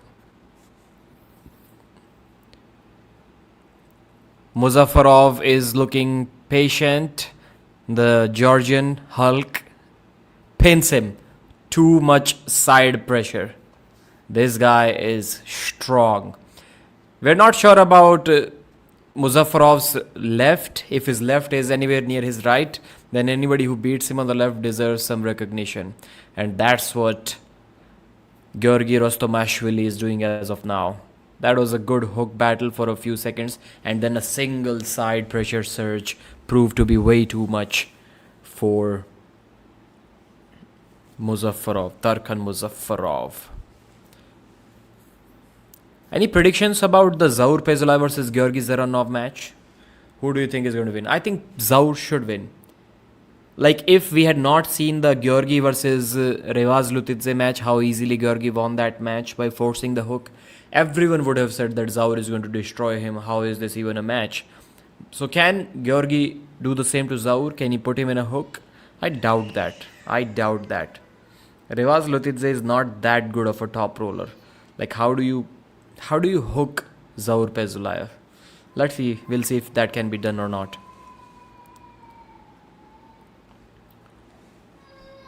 Hi Pradeep, how many matches will there be? So that's the 14th match, I guess, and there will be 3 more after that.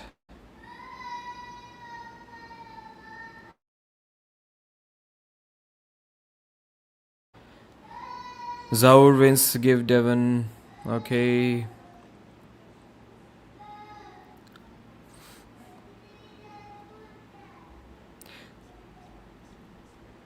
Given that the match doesn't stop, yep. Yeah, if the match stops, it is over for Zaur.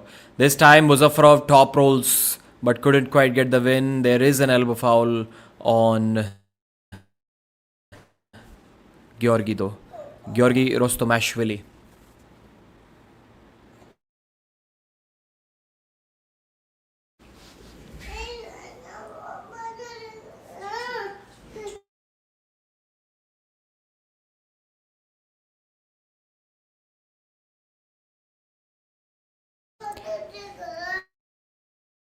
If Zaur is in good shape with his power, Zaur should open him up and finish with some side. Yeah, they should all be flash pins. I just cannot see that match going any other way. If that gets stopped, Zaur is going to lose for sure. There is no doubt about that. The slow motion replay with deep voice. Yes, that's the problem. That's what they should do something about. It looks bad. It looks bad. What is that option called? Keep pitch. Keep pitch is the option. Let me search KineMaster. That's where I used to edit videos. I think it is called keep pitch.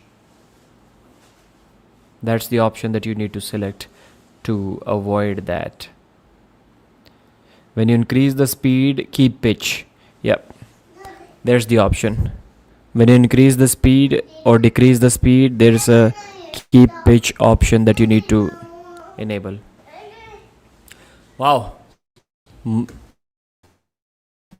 Muzafarov makes a comeback. He gets the second round. Now he has switched his technique. Same as Rustam Babaiev. Same thing that Rustam Babaiev did.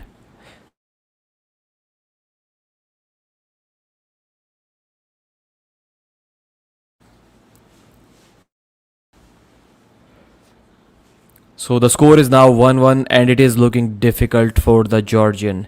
I don't think it has been a super good night for the Georgians. Just overall. I'm not sure the names of all of the Georgians, but I don't think even 50% of them won their matches. Samushia won, obviously. Then Sichinava, Hovhannisyan, I don't think anyone was Georgian there. Natsvlishvili lost. Beradze won. Batalov versus, I don't know who the Georgian was in that match.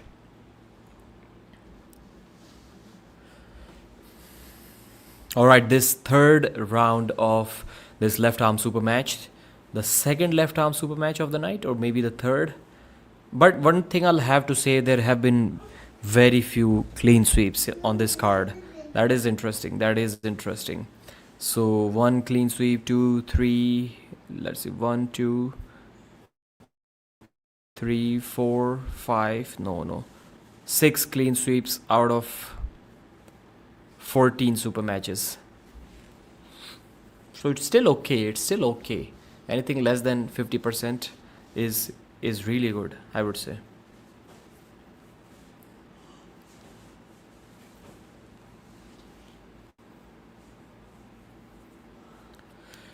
Third round about to start. Again, elbow foul, yes. This time the match gets put in a hook. Okay, it was a replay, man. Elbow foul. I'm not watching live. Now I'm watching live.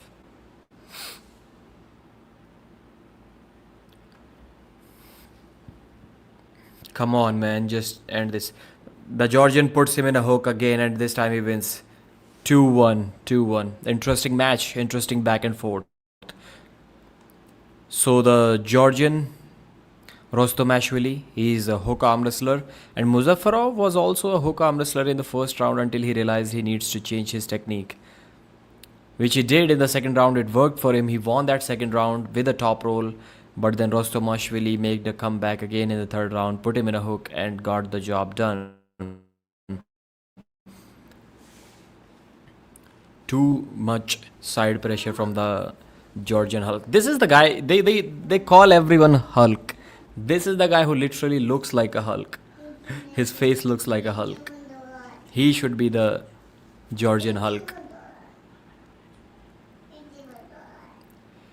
When is the Akimbo versus Samushia match? So the next match after this one is Georgi Totiev versus Krasimir Kostadinov, then Samushia versus Akimbo match. Does anyone know Samushia's left arm well? Like, how good is it?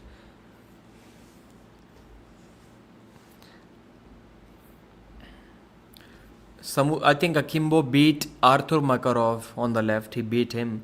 But I would assume Makarov's left and right are completely different. I cannot say the same about Samushia though.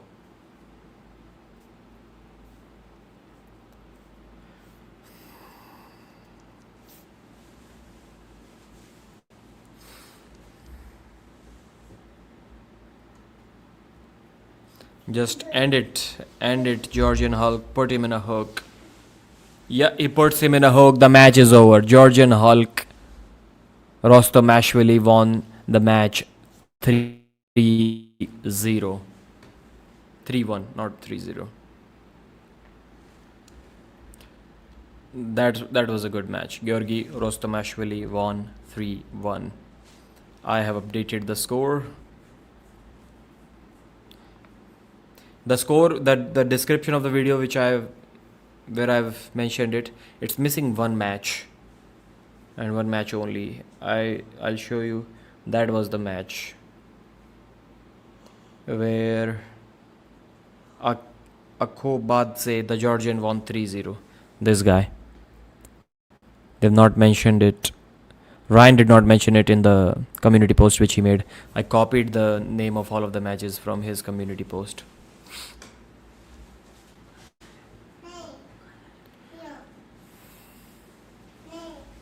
Totiev versus Kostadinov. That's going to be a good match, man. Krasi should be able to win that match. He's doing good lately. So I'm going for Krasi as the winner against Georgi. Samushia versus Betarov. Dzeranov versus Paizulaev. But it's how do you hook Georgi? I've seen Georgi lose to Irakli. I've seen him lose to who else? But they didn't hook him. They top rolled him. Krasi doesn't really have a top roll. So is he going to win? Man, that's difficult. That's difficult.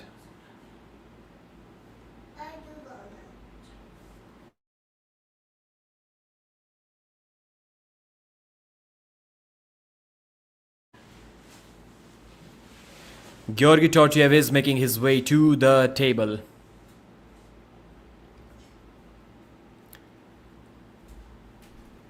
What match right now, guys? So the match, Georgi Tortiev versus, wow, he's towering over those those bouncers that accompany you to the table.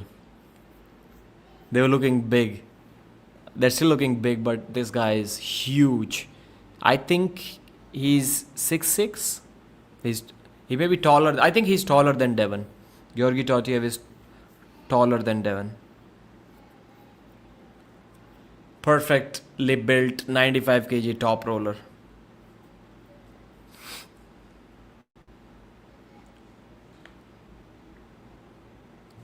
Krasi, man, how is he going to hook him? It's going to be difficult. It's going to be difficult. Should I change my prediction? Should I change my prediction?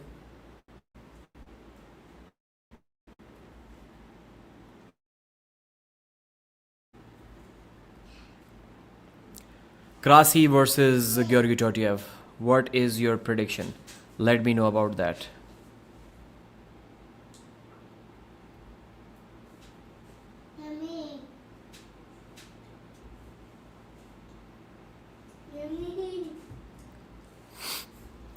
Who won, Samushia or Akimbo? That match is yet to happen. Slender man, how is the video quality? Makes sense. 6-7. Krasi too fast. I don't think Krasi is too fast.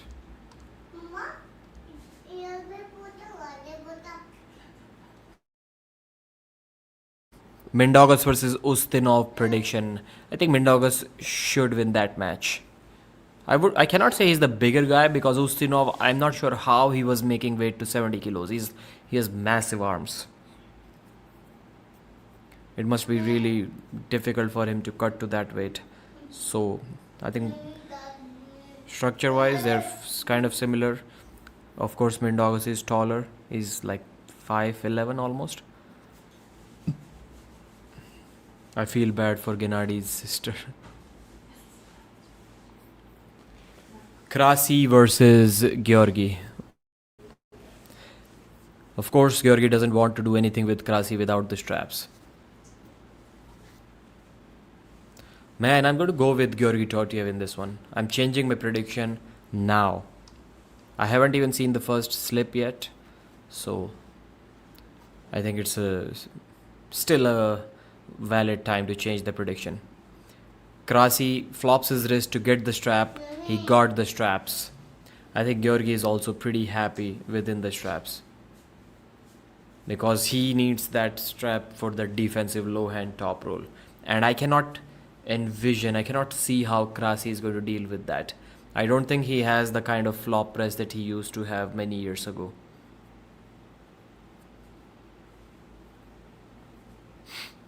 If Krasi beats Georgi, then how about John? Or even if this match is close, how about John Brzezinski versus Georgi Tortiev?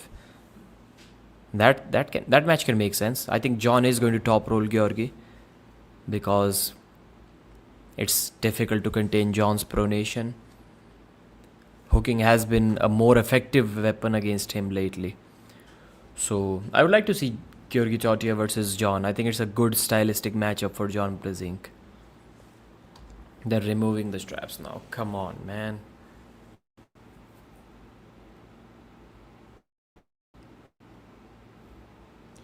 Mark, 18 dirham super chat again for the little cutie in the background. Thank you, Mark. John versus Mazahir. John Brzezinski versus Mazahir Saidu. I think John is still too strong. Next year, maybe. Next year. Correct. John isn't coming back.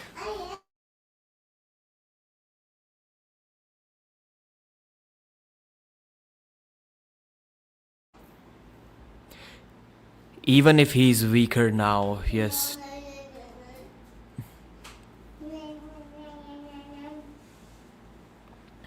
Man, just start it already. Come on, guys, what are you doing? I think Krasi is gonna get his wrist cracked. And can he flop press? I doubt that. I doubt that. Krasi is saying he's already applying a lot of pressure. I don't see how Georgi is gonna get hooked. Maybe Krasi is going for the top roll. He has to go for the top roll. I mean, he doesn't have any other option in this match.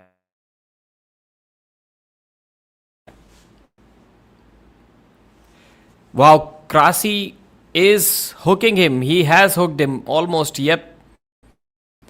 I think Krasi is waiting now. He can win this, but he's trying to gas him out. Yep, Krasi wins it. Wow, that was amazing. I was not expecting Krasi to hook him. He just killed that pronation with finger containment.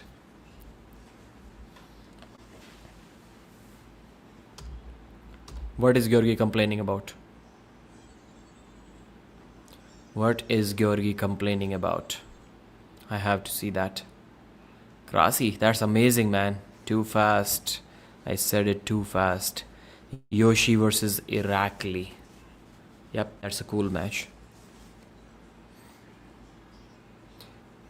Bro, where is the match? When is the match starting? Rage debate. Even if he's weaker now. He cracked Irakli and they are in a different league. John is not the same now. I think he's not as strong as he was when he cracked Irakli. 135 on Pradeep usually is around 10,000, so 9 to 10 times less. What does that mean? 135 on Pradeep usually is around 1,000, so 9-10 times. John, what are you talking about, man?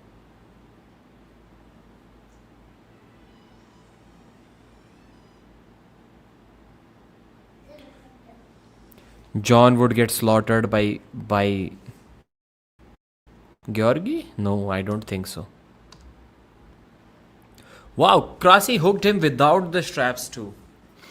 That's a new thing.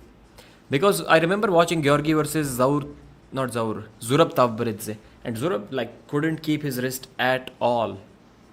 At all. So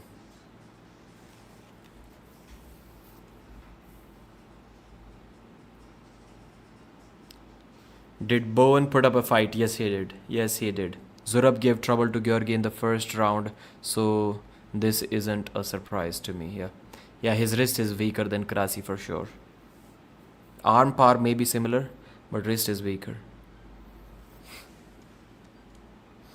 Georgi seems to have lost it mentally, physically. Everywhere he seems to have lost it.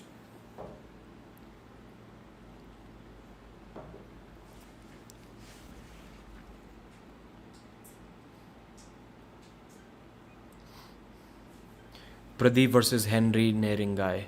That's probably the only guy who I can beat right-handed to.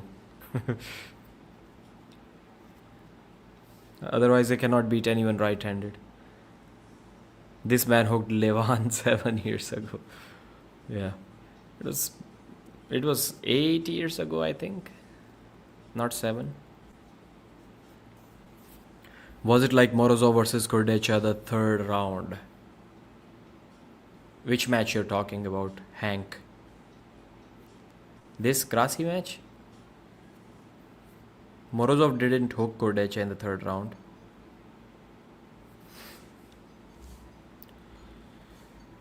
Man, just start this thing already.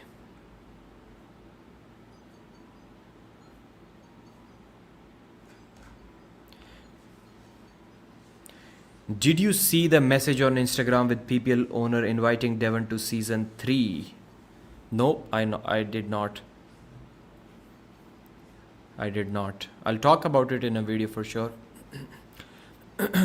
I sent the owner of PPL the clip of Devon talking about Pro Punjab League recently in his latest live stream and talking about Yuvraj Verma. Devon was saying that Yuvraj Verma is too much for Auden as of now. He said it quite clearly. And Yuvraj has been arm wrestling for just 3 years now? Less than 3 years. He started arm wrestling in January 2023. And Devon thinks he's too much for Auden. Devon was talking about his match with Suhail, and obviously Devon has practiced with Suhail. And when he saw Yuvraj beat Suhail, maybe that's what he was talking about. Krasi is winning this match easily. He's just playing with his food at this moment. Wow, how easily Krasi is hooking him. That's amazing.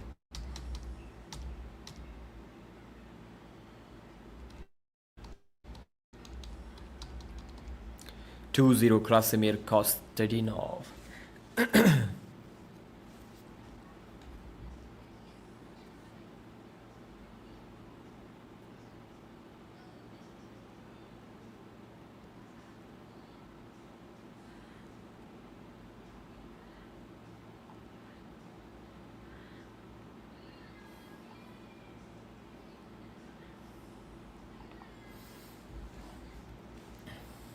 So overall, I'm satisfied with the product, except for that replay thing.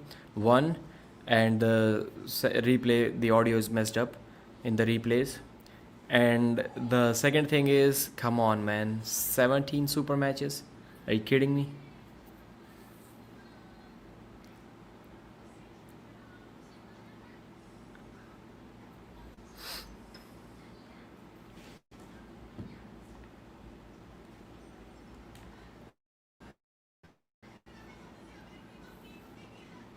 Samushia is stronger than Krasi, isn't he?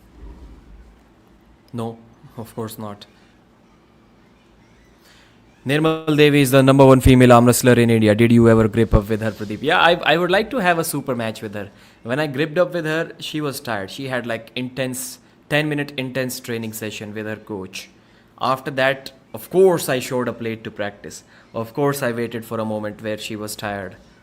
And then, of course, it felt like, I don't even want to talk about it. It felt really easy. But when I gripped up fresh against her opponent, whom she defeated in the final, she felt really strong. When it was a legit ready go, wow, Krasi just flash pins him. Way too fast, way too strong. Krasimir Kostadinov 3-0, amazing victory for the Bulgarian against Georgi Totiev, against the Russian.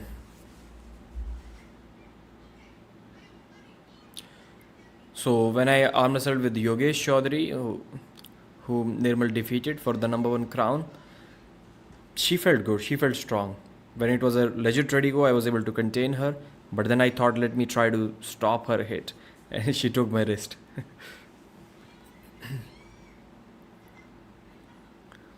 Pradeep, be honest, who would win Irakli versus Oleg? 95. Oleg Petrenko? 95. I think Petrenko will win. Krasi is like top 5, potentially top 205 kg. Can't beat him easy. I think prime Ongarbayev would have cracked Krasi. I think he would have beat him. Petrenko would beat Krasi. Irakli has destroyed Krasi. I think Nubzari Shikadze, can he beat? I'm not sure, because Petro Margarint was able to hook and also top roll Nugo. So maybe Krasi can also hook Nugo. So that match can be good.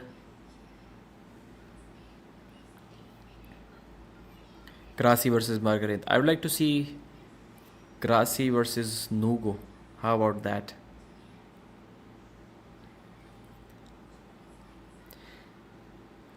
Samushia is not stronger than Grassi. Yeah, of course he isn't. People can very much bring Devon to India. I know the owner got the dollars. Yeah, they've been talking about it. They had some conversations with Devon a couple of years ago too. So yeah, of course. And Orden let it. I'm not making any announcement yet, but yeah, I think Orden is going to be a part of Pro Panja League next season. Either a season or for a super match, something like that. Because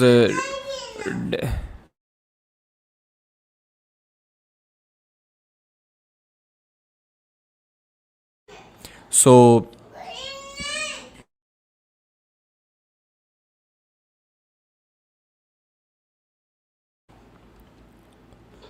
no doubt Engin is involved with the matchmaking here. Babaiev is gone for now. Yes, he is. So Devon messaged me about getting Orden into Pro Panja League. So he wants Orden. So obviously Devon is also going to come here if Orden may be a part of Pro Panja League next season. So let's see. They've announced it that they're going to be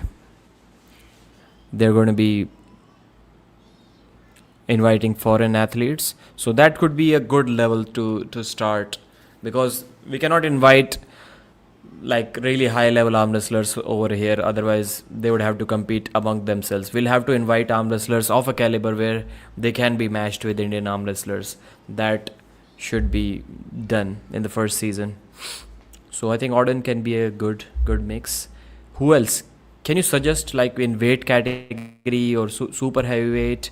Can you suggest some names that can be invited to India for competition season 3 next year?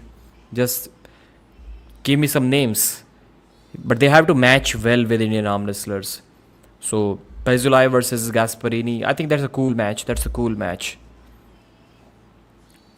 It should happen, depending on how Paizulaev does this match. Let me update the results. Kostadinov won 3-0 against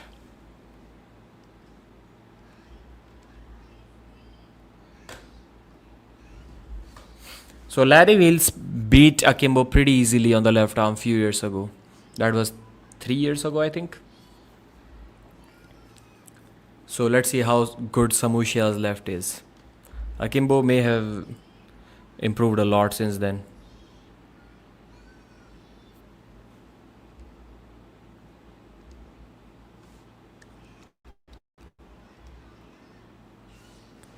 First round, Akimbo on the right side of the screen goes for a slip.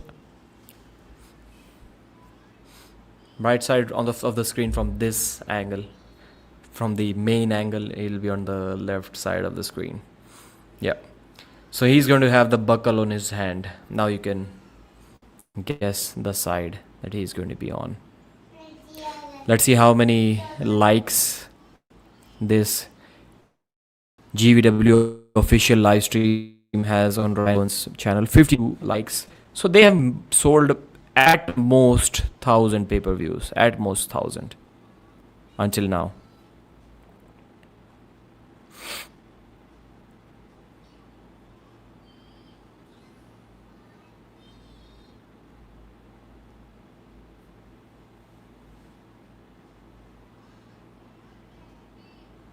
Okay, so Mark is saying that in the messages the owner said something like see you next year, season 3. To Devon? Okay, it would be amazing. I'll get to meet Devon for the first time next season.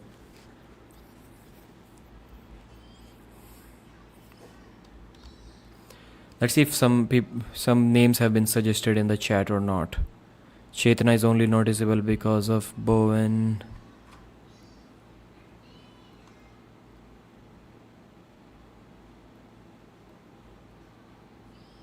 India can't do super heavies. Yes, I agree with that. Eddie Hall, Brian Shaw. Akimbo smashes David Samushia to the pad. 1-0 Akimbo.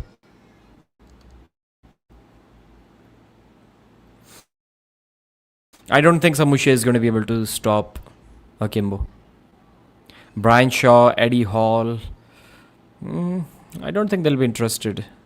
A league name, somebody who's going to stay here for like 20 days. Schoolboy, Paul Lynn, MMT. Come on, Mark. Who are they going to compete against? Schoolboy, Paul Lynn, MMT. They're going to smash all of the arm wrestlers here. No. We want someone who can compete with the Indian arm wrestlers. Crazy that Matt Maske had 3 flash pins against Krasi. Akimbo is a good name. Yeah, Akimbo. I was thinking about Akimbo versus right arm Akimbo versus Denik, but I think Akimbo may be too strong. Akimbo may be too strong for Denik, India's number 180 kg arm wrestler.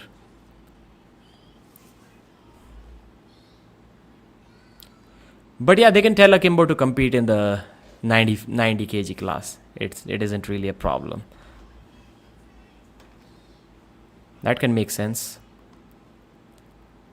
Okay, coaches. You're saying coaches, right?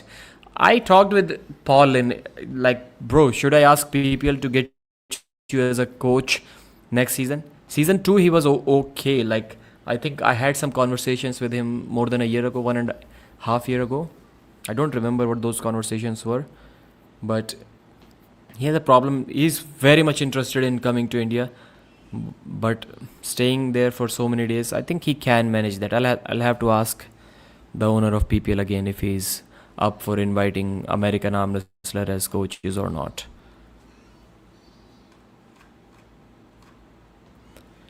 Coach Ray. Yeah, Coach Ray. Coach Ray is also going to beat everyone in India except Mazahir. Akimbo smashes Samushia once again, 2-0. Way too strong.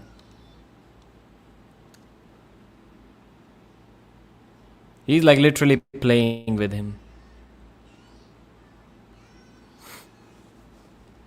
Coach Ray. I think season 3 is going to be kick-ass. Yes, it will be. Akimbo can beat Orden. IG? What is IG? I guarantee? Is that what IG means? This card kind of sucks. Wow. No way. Yes. Left. Don't doubt Akimbo's left arm. YouTuber dominates pro arm wrestler. Yeah. Now where is that Matt Rhodes guy who was talking all kinds of shit to me in the comment section, and not the comment section, in the DMs on Instagram. He got pissed off. Where is he when I called him out for calling Akimbo a non-arm wrestler? There you have it. Akimbo is smashing David Samushia. I know it's the left arm, but he has smashed Arthur Makarov too. He has beaten Makarov too on the left. I wouldn't call it smashing. I think he lost a round there. But the guy is real deal, man. He was calling him a YouTuber, not an arm wrestler. Matt Rhodes. Come on, man.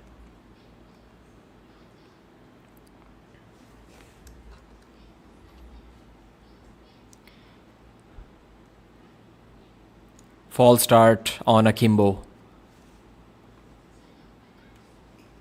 Matt Rhodes was talking shit. Yeah, in the comment section he got mad because I called him a weird guy. Because he is a weird guy. Acts like a boss and same time asks for a job. Wow. This time Samushia going for his top roll. He almost pinned Akimbo. Almost. But not quite.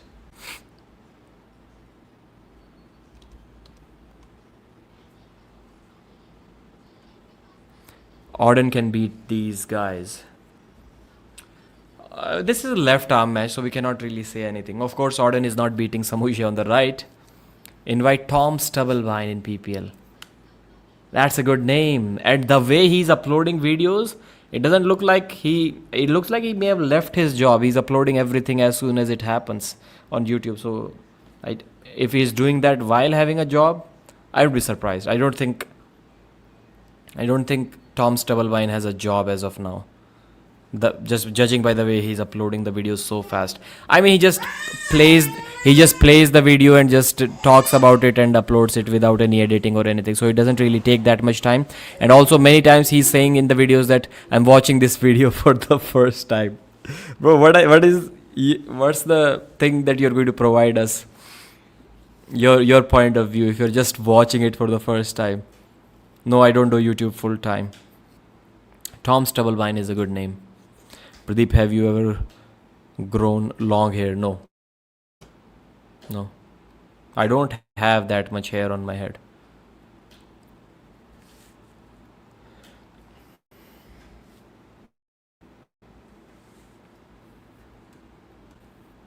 Samushia is getting fired up, a little too tense in the setup.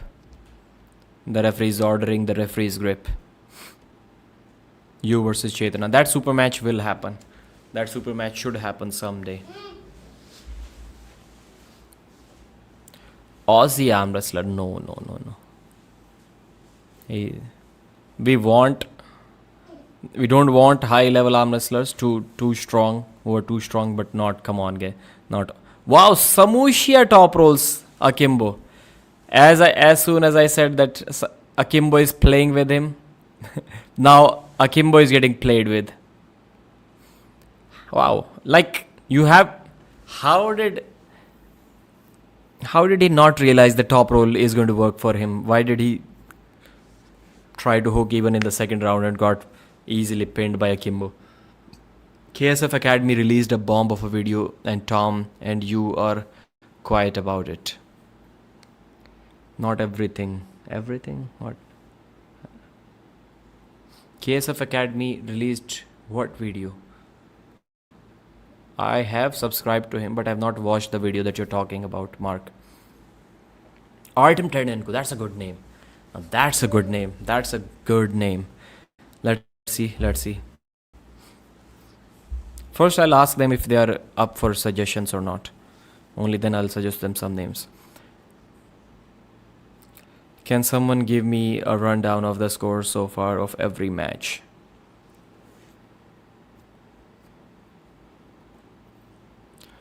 Samushia just forgot top roll exists. Yes. Let's see if Akimbo can do something from here or not. Samushia wanted to give him hope, somebody's saying in the East versus West, the GvW live stream. Somebody saying Samushia is a good actor, he was just delivering the show. Not somebody, actually, a couple of people, 3 people are saying that. Let's see if that is true or not. Wow, he almost, is that a win? Parallels, yes, that's a pin. Samushia pins him even without the straps.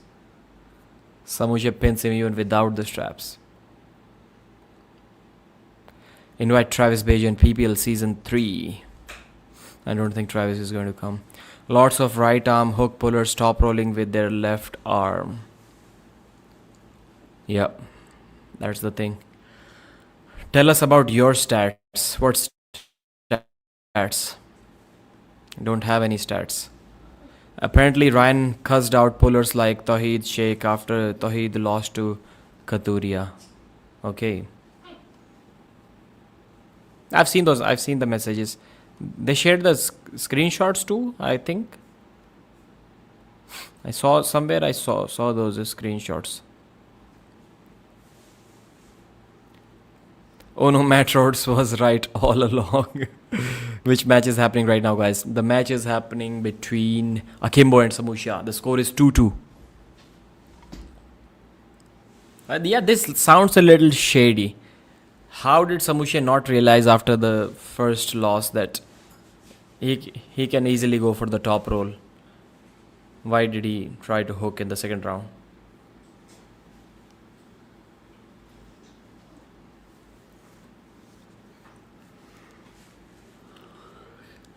The 129 kg wrist curl is a prank. Okay, you're talking is Nikita in the that chat is talking about Akimbo.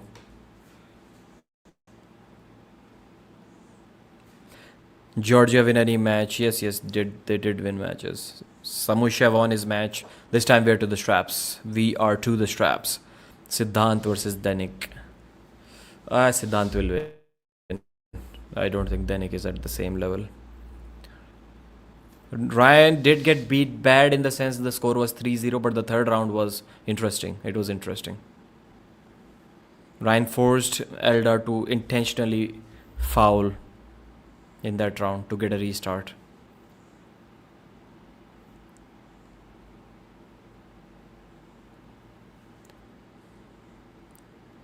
Kristaps Blumanis is the best name. Pradeep, are you going to move to Canada like everyone else from India? No. Why would I? It's about Ryan, the real side of the whole Ryan versus Chetna versus PPL owner drama. Okay. Rundown of the score. Shambo Barai. Just go to the description of this video. You'll see the score of all of the matches except one, which is not mentioned here. There. I think Samushia versus Bitarov, we can write 3-2 on this one as well. I think that is going to be the score.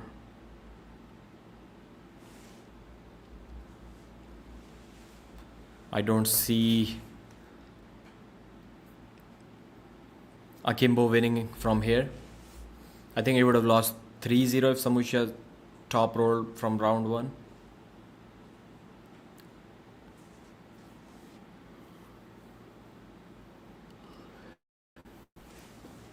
Akimbo on the left, Samushia on the right. Both will go for the top roll. Let's see whose top roll works. Samushia goes fast, he goes hard, he goes sideways, and he gets the win. False start. Yeah, but it looked like Akimbo didn't have anything to offer to Samushia, even if it wasn't a false start. So, yep, I have already updated the score. The result is 3-2 Samushia against Akimbo.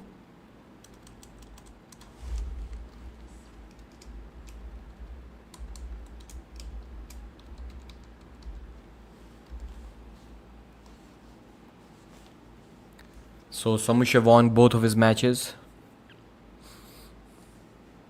tonight. Won 3-1 against Kirsten on the right arm and 3-2 against Akimbo on the left arm.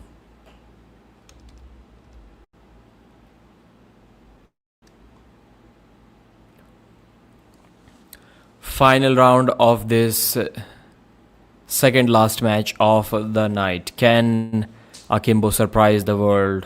Since Samushia started top rolling, Akimbo did not seem to have any answer to that. Can he change something here? Of course, he's not going to go in a hook against Samushia. I don't think he can force the hook. I don't think he can do anything even if he forces the hook. Can he stop the top roll? No, he cannot. Samushia is way too strong. Way too strong. Easy win for Samushia in the end. David Samushia 3-1. Now I'll have to rewatch those matches. Like, did Samushia intentionally lose those 2 rounds? Let me see. If just try to make the match look close, or it was something like that. Let me see. Let's see what he was doing in the first round.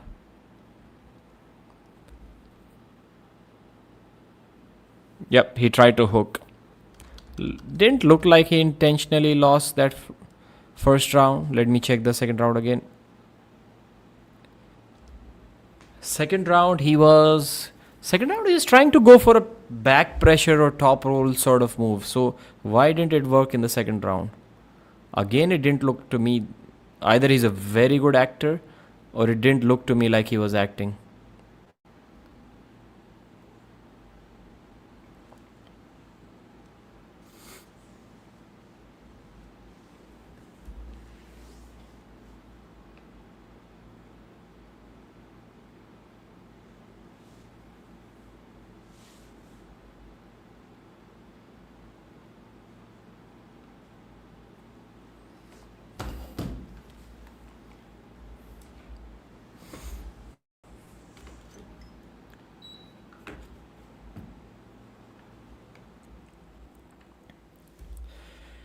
David Samushia versus Akimbo left arm super match.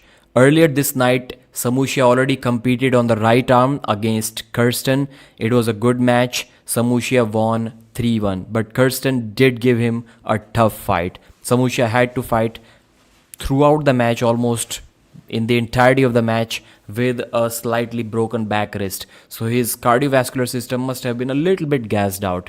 In this left arm match, Akimbo started off promising. There was a fast slip in the straps.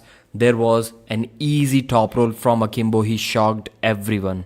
Samushia's left arm is not his right, but it's not that far off. It's not like 20% or 30% weaker than his left. That's what I'm assuming. So Akimbo has defeated, if my memory serves me correct, Artur Makarov too on the left arm. So his left is good. First round, Samushia tried to curl him in. Bad idea. He got flash pinned by Akimbo. Second round, this time Samushia was rotating outwards. He was going backwards, but still it didn't work. Akimbo had too much pronation. He maintained his cupping and again flash pinned Samushia. At this point, he was looking like Akimbo is just playing with Samushia and Samushia is not going to be able to do anything. So then, third round in the straps, Akimbo got shocked. He got surprised by Samushia. Samushia gave up the plan to do his cupping, to do his defensive top roll. He went complete offensive with his top roll and he flash pinned Akimbo. He did the same thing in the second round. He did the same thing in the third round. That was amazing. Amazing comeback. I rewatched the matches. People were saying that Samushia was acting. Either he's a very good actor or I'm very bad at spotting who's acting and who's genuinely going all out. To me, it didn't look like he was acting in the first two rounds, especially not in the first one where he was trying to hook and he got surprised with the pronation that Akimbo had. So overall, the result was 3-2. It was an okay match, not a really exciting one, but the surprise was there from Akimbo. And Akimbo has lost to Larry Wheels too, I think on the left, 3-0 or 3-1, whatever it was. So Larry versus Samushia left arm match. Book it. That's what I want to see now. Anyways, thanks for watching. Like the video and I'll see you again. Big Zaur Paizulaev is making his way to the table. I don't have money on Zaur, but I almost thought about putting some money on Zaur Paizulaev. I'm confident in his victory, even though Georgi, Zaur's opponent, he destroyed Rivaz Lutidze, who's also a big giant top roller, just like Zaur. But still, I do believe that it is not as easy to hook Zaur as it was proven by Georgi against Rivaz Lutidze. So that's why I'm going with Zaur Paizulaev with 3 flash pins. Dzeranov is underdog. Yes, I think so. Is Pradeep AI? It's possible. The most advanced AI that can read chat live and speak and respond immediately. No, Pradeep is real human. Bro, Zaur is strong, but he will lose. Okay, let's see. Samushia is small and light. He can't fight heavy. Pradeep, who will win Mindogus versus Mazahir? I think Mindogus versus Mazahir.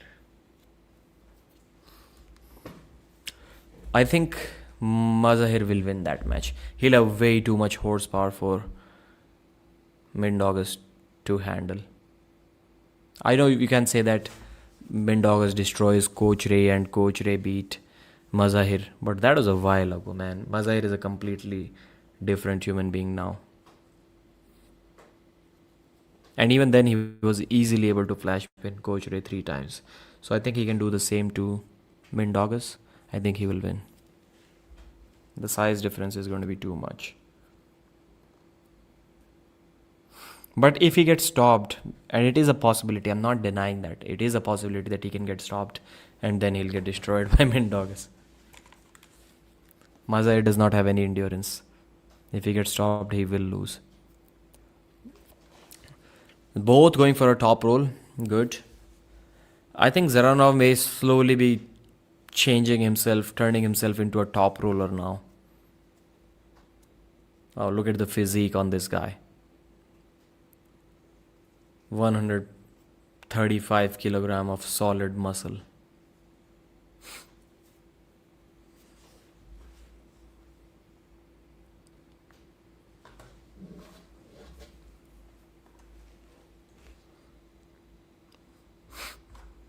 Pradeep, what is your opinion on Sandris versus Bogdan? Bogdan Stoica versus Sandris. I think Sandris will win. He's bigger than Bogdan. He's stronger. He's more experienced than Bogdan. Dinosaur is about to become extinct. Yeah, man, if Zaur loses this match, then I'm not sure what we can expect from him. He's going up against a hooker. That's what I've always been saying, that Zaur should arm wrestle hook arm wrestlers. He should go up against Artyom Morozov rather than Georgi Svetkov. Now he's going up against a hook arm wrestler. He should win this match. I'm going to go for a Zaur Paizulaev flash pin prediction here. Flash pin by the Dino Zaur Paizulaev.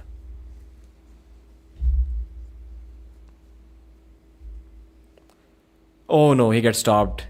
Wow. Dzeranov is cracking Zaur 3-0. Let me change the score. 3-0 Georgi Dzeranov. Zaur Paizulaev should retire now. 0-3. He should retire now. That's going to be a 0-3 for Dzeranov. Come on, man. Zaur's wrist got cracked in the center. He did an elbow foul. He escaped. He's getting his wrist cracked in the center. Come on, bro. What is up with this? So it's still the first round. We only saw 1 second of arm wrestling in the center. But that is a 3-0 Dzeranov. Yeah, Dzeranov is improving his top roll. He trained it for Michael Todd for sure. That's the first time I saw a top roll from him. And now he's top rolling Zaur. Of course, I was thinking he's not going to hook Zaur. It's not really that easy to hook him. But he's not even going for the hook. He's a top roller now. And he cracked Zaur. Zaur hit sideways. The arm didn't move and Zaur's wrist got cracked. That's how it happened in the first round. I think Zaur is going to get injured in this match. He's not only going to lose, but he's also going to get injured.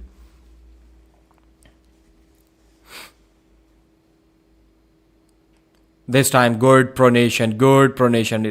Zaur should win this match. He has cracked Dzeranov's wrist. Wow. Good stop from Dzeranov. Good stop.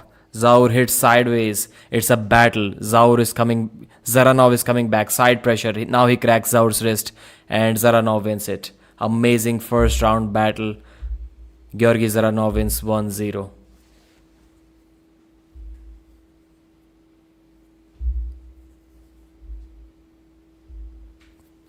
Good start from Zaur, but still, Zaur arm wrestled good this time. He pronated, he climbed, he tried to do everything, but Dzeranov's defensive power, then his side pressure was way too much.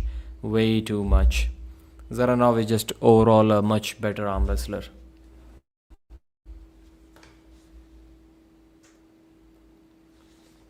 It's over, yes, 3-0. I think he's going to get flash pinned in the next round. Zaur can safely retire now. Yeah, Zaur just doesn't have it in him. He doesn't have the dog, the fighting dog in him. He's just a one-trick pony. If he gets stopped, he loses.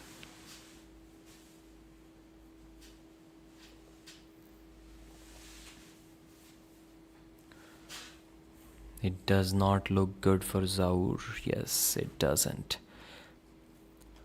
Dzeranov, what a beast. So I think after this, I think we can safely say that Dzeranov may officially be top 10 in the world. Even though he lost to Michael Todd, we're not really sure where Michael Todd stands as of now. But Dzeranov can be top 10 in the world.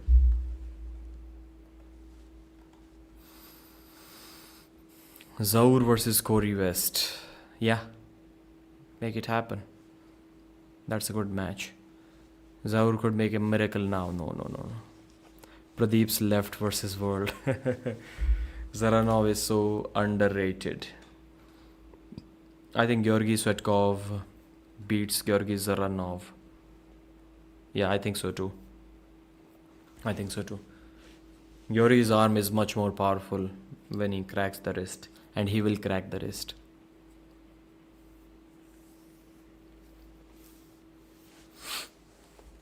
Good top roll slip from Dzeranov. But that was a good match. Whoever booked this match, good match, good first round. I liked this. How many likes does the stream have now? The East versus West stream. I keep on saying East versus West. The GvW stream, 56 likes.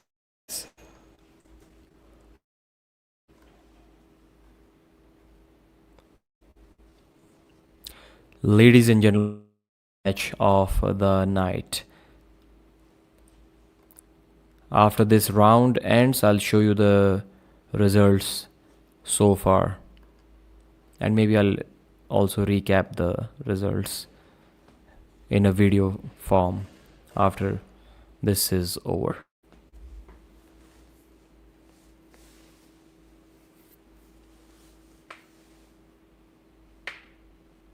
The problem with Zaur is all he has is hand control. And he didn't have too much of it. Again, a little bit hand control off the go, but Dzeranov comes back and he puts Zaur Paizulaev's arm down to the pad. 2-0 Georgi Dzeranov. Zaur is not getting any East versus West matches after this one for sure. Dzeranov is like a caveman. He has caveman strength. Yes, he does. I think anyone outside of top 10 cannot top roll Dzeranov. Svetkov don't have any side pressure. He has enough. Morozov versus Dzeranov. Good match. Yep. Pani la de. I don't know why Zaur doesn't have an alternative flop press. Zaur's belly is too fat to let him get any close to the table to get a press in. That's why he doesn't have a press.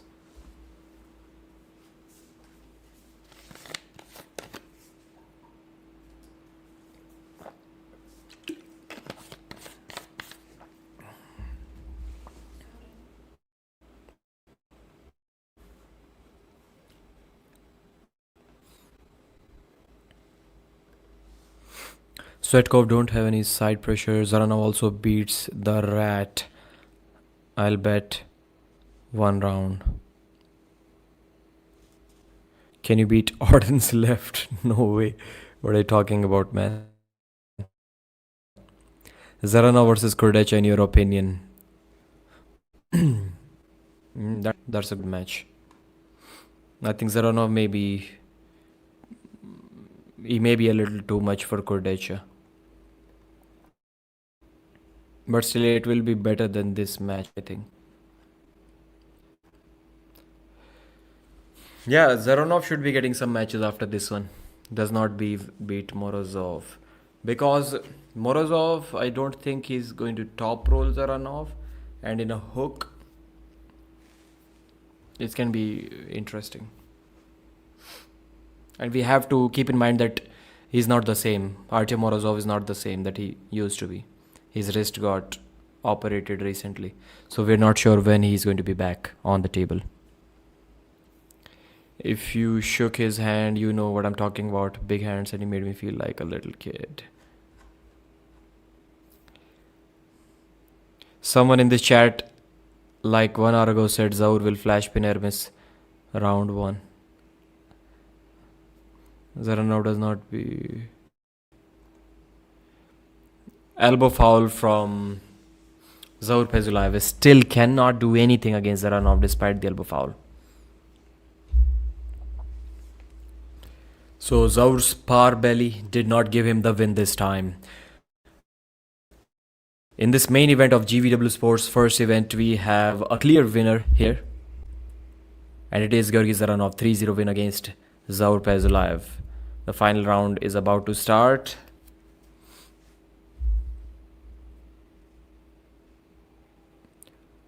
Again, Zaur gets a stopped center and he gets pinned with a single surge by the caveman Georgi Dzeranov.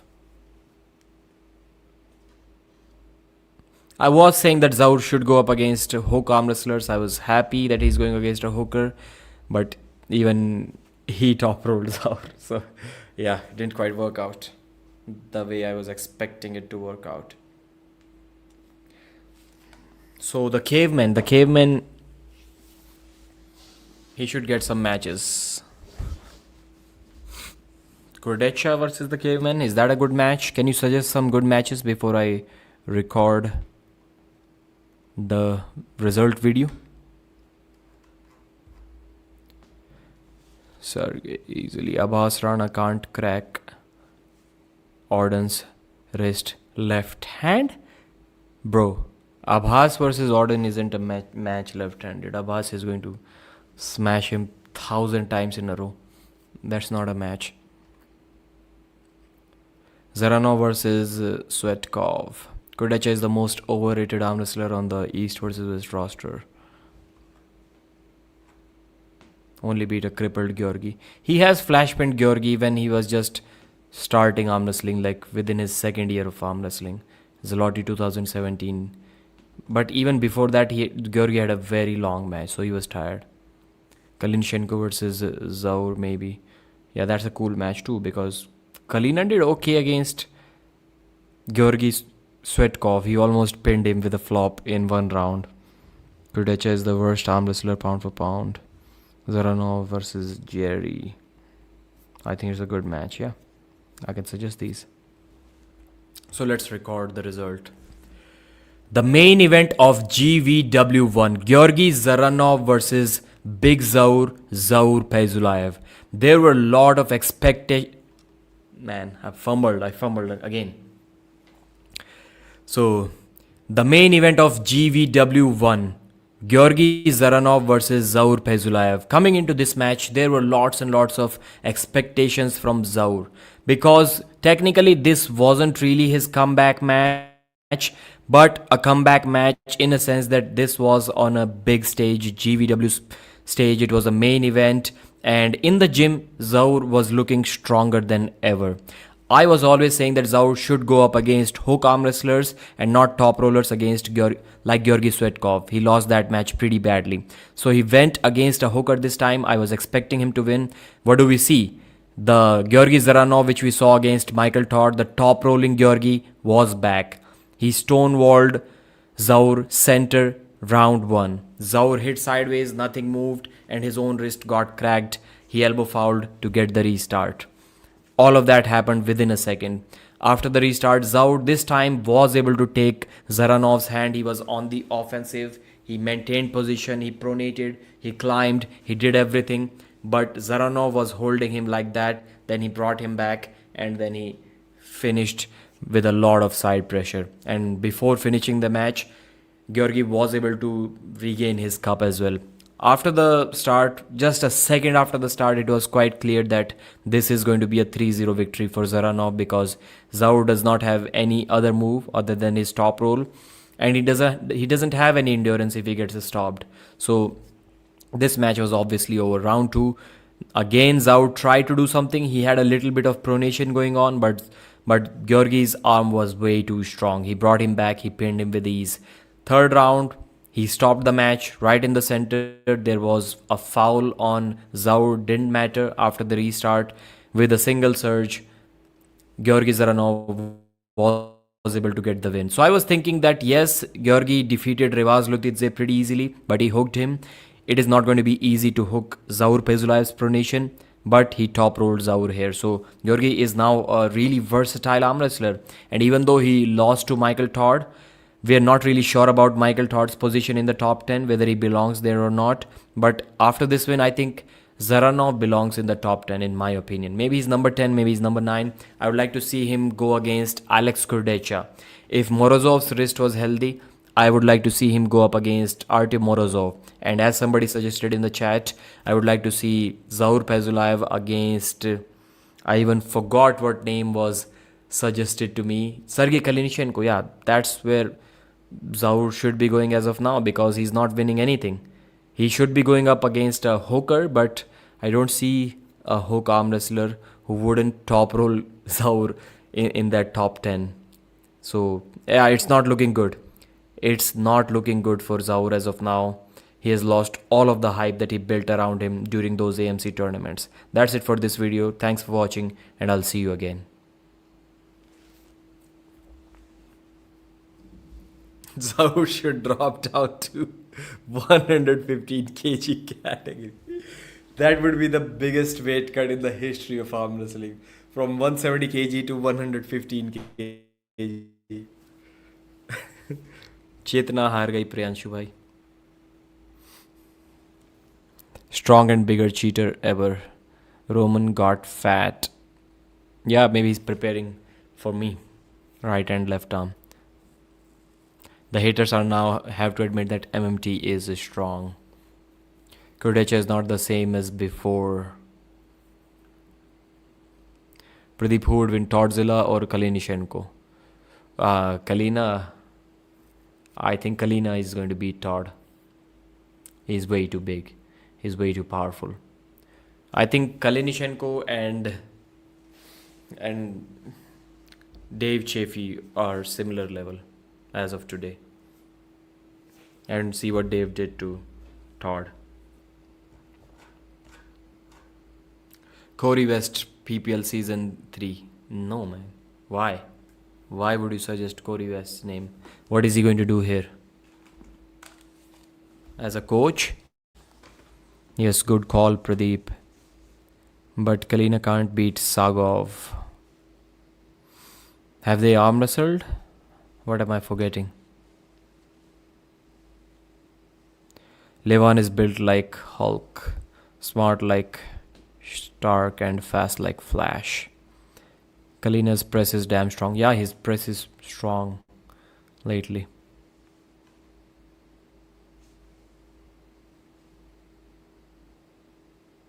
I want my rematch, Ryan is saying. So again, why does Lariat avoid Lalichin? That's the question. Okay, back to it. So 100 people watching. I think we had over 200 people watching us. So I'll be going for maybe 7 more minutes. At the 3-hour mark, as coach. Corey has had a lot of table. Let's see if he's interested in coming here or not. A lot of table time. Good understanding of the game. I agree. Corey West versus Paizulaev. I forgot to mention that. Can also be a match.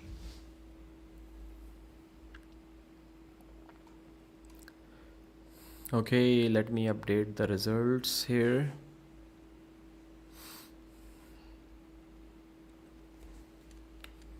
How do I increase the font size? Screen size. See, right. Control plus sign. That works fine. So I can read the results now.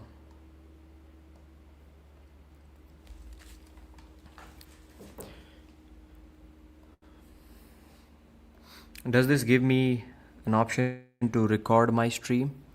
Can I do that?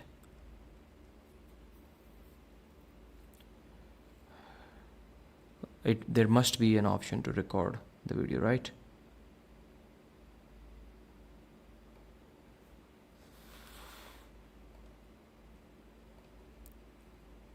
Where recording? Yeah, there it is. Recording in progress. Why?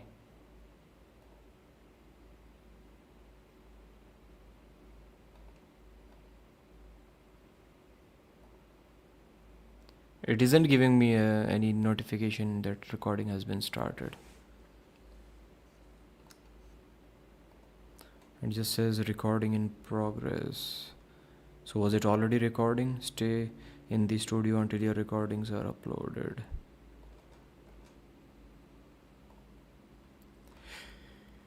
Anyways, so GvW won. The event is over, and overall I was satisfied with the event. The stream quality was good. I have a couple of suggestions which I'll be sharing towards the end. There were some problems, but overall there were no lags, and the video quality was really good, so I liked the pay-per-view. They've done a really fabulous job considering it was their first time. They made some mistakes, obviously 3-4 mistakes, which I will be covering. So let's talk about the results. Batalov versus Kvaratskhelia 3-2 for the guy which I just mentioned, whose name I just mentioned. Olzhabek versus Beradze. Beradze won 3-1. Then Natsvlishvili versus Mahsimov. Mahsimov won 3-1. Hovhannisyan versus Sichinava. Hovhannisyan won 3-1. This man, I'm messing up. This is really unprofessional. I messed up all of the names. I don't want to record a video like that. That's highly unprofessional.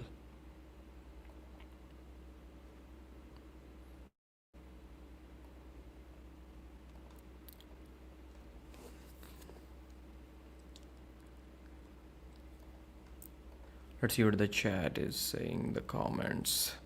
Do you think there will be a GvW 2? I think yes. Yes, there will be. Definitely didn't expect that outcome for Zaur. Found an international puller for season 3. Kirsten Prodigy. Yep, he's looking strong. He's looking strong. I already see Levan Hermes to like 100 times. Kirsten is one of the best guys out there and he has a good online game. True. I need to work 6 months to make 50k. Yeah, I need to work for 50k probably 3 years.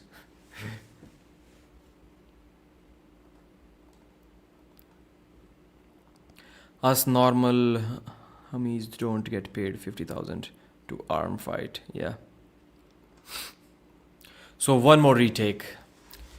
GvW 1 event is over. It was an amazing stream. I really liked it. I have some suggestions which I will be sharing towards the end of this live stream. For the first time event, it was okay. $20 pay-per-view. You can join Ryan Bowen's channel as a subscriber first and then as a member second to access the pay-per-view stream. It will be around $20 as I just mentioned.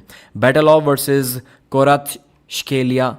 Kvaratskhelia won 3-2 that first match.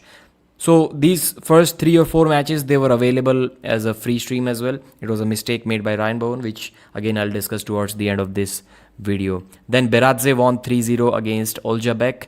Then Natsvlishvili versus Mahsimov. Mahsimov won 3-1. Hovhannisyan versus Sichinava. Hovhannisyan won 3-1. This was a controversial match in my opinion. So Sichinava did a massive elbow foul, like 10 inches above the elbow pad, elbow foul, and he still got a restart. I know it is according to the rules, but it is about time when we introduce the rule of a professional foul. You just cannot be lifting your elbows 10 inch off the pad and get a restart with just one foul. I mean, something looks so weird about that, so unprofessional in my opinion. It should be changed not only in a professional format, but also in WAF format as well. Then Muzafarov versus Sporrong. Muzafarov is a beast. I think I uploaded a video about him when he was flash pinning Denis Iplenkov in practice polls, or at least pinning him if not flash pinning. And he destroyed Tobias Sporrong right arm 3-0.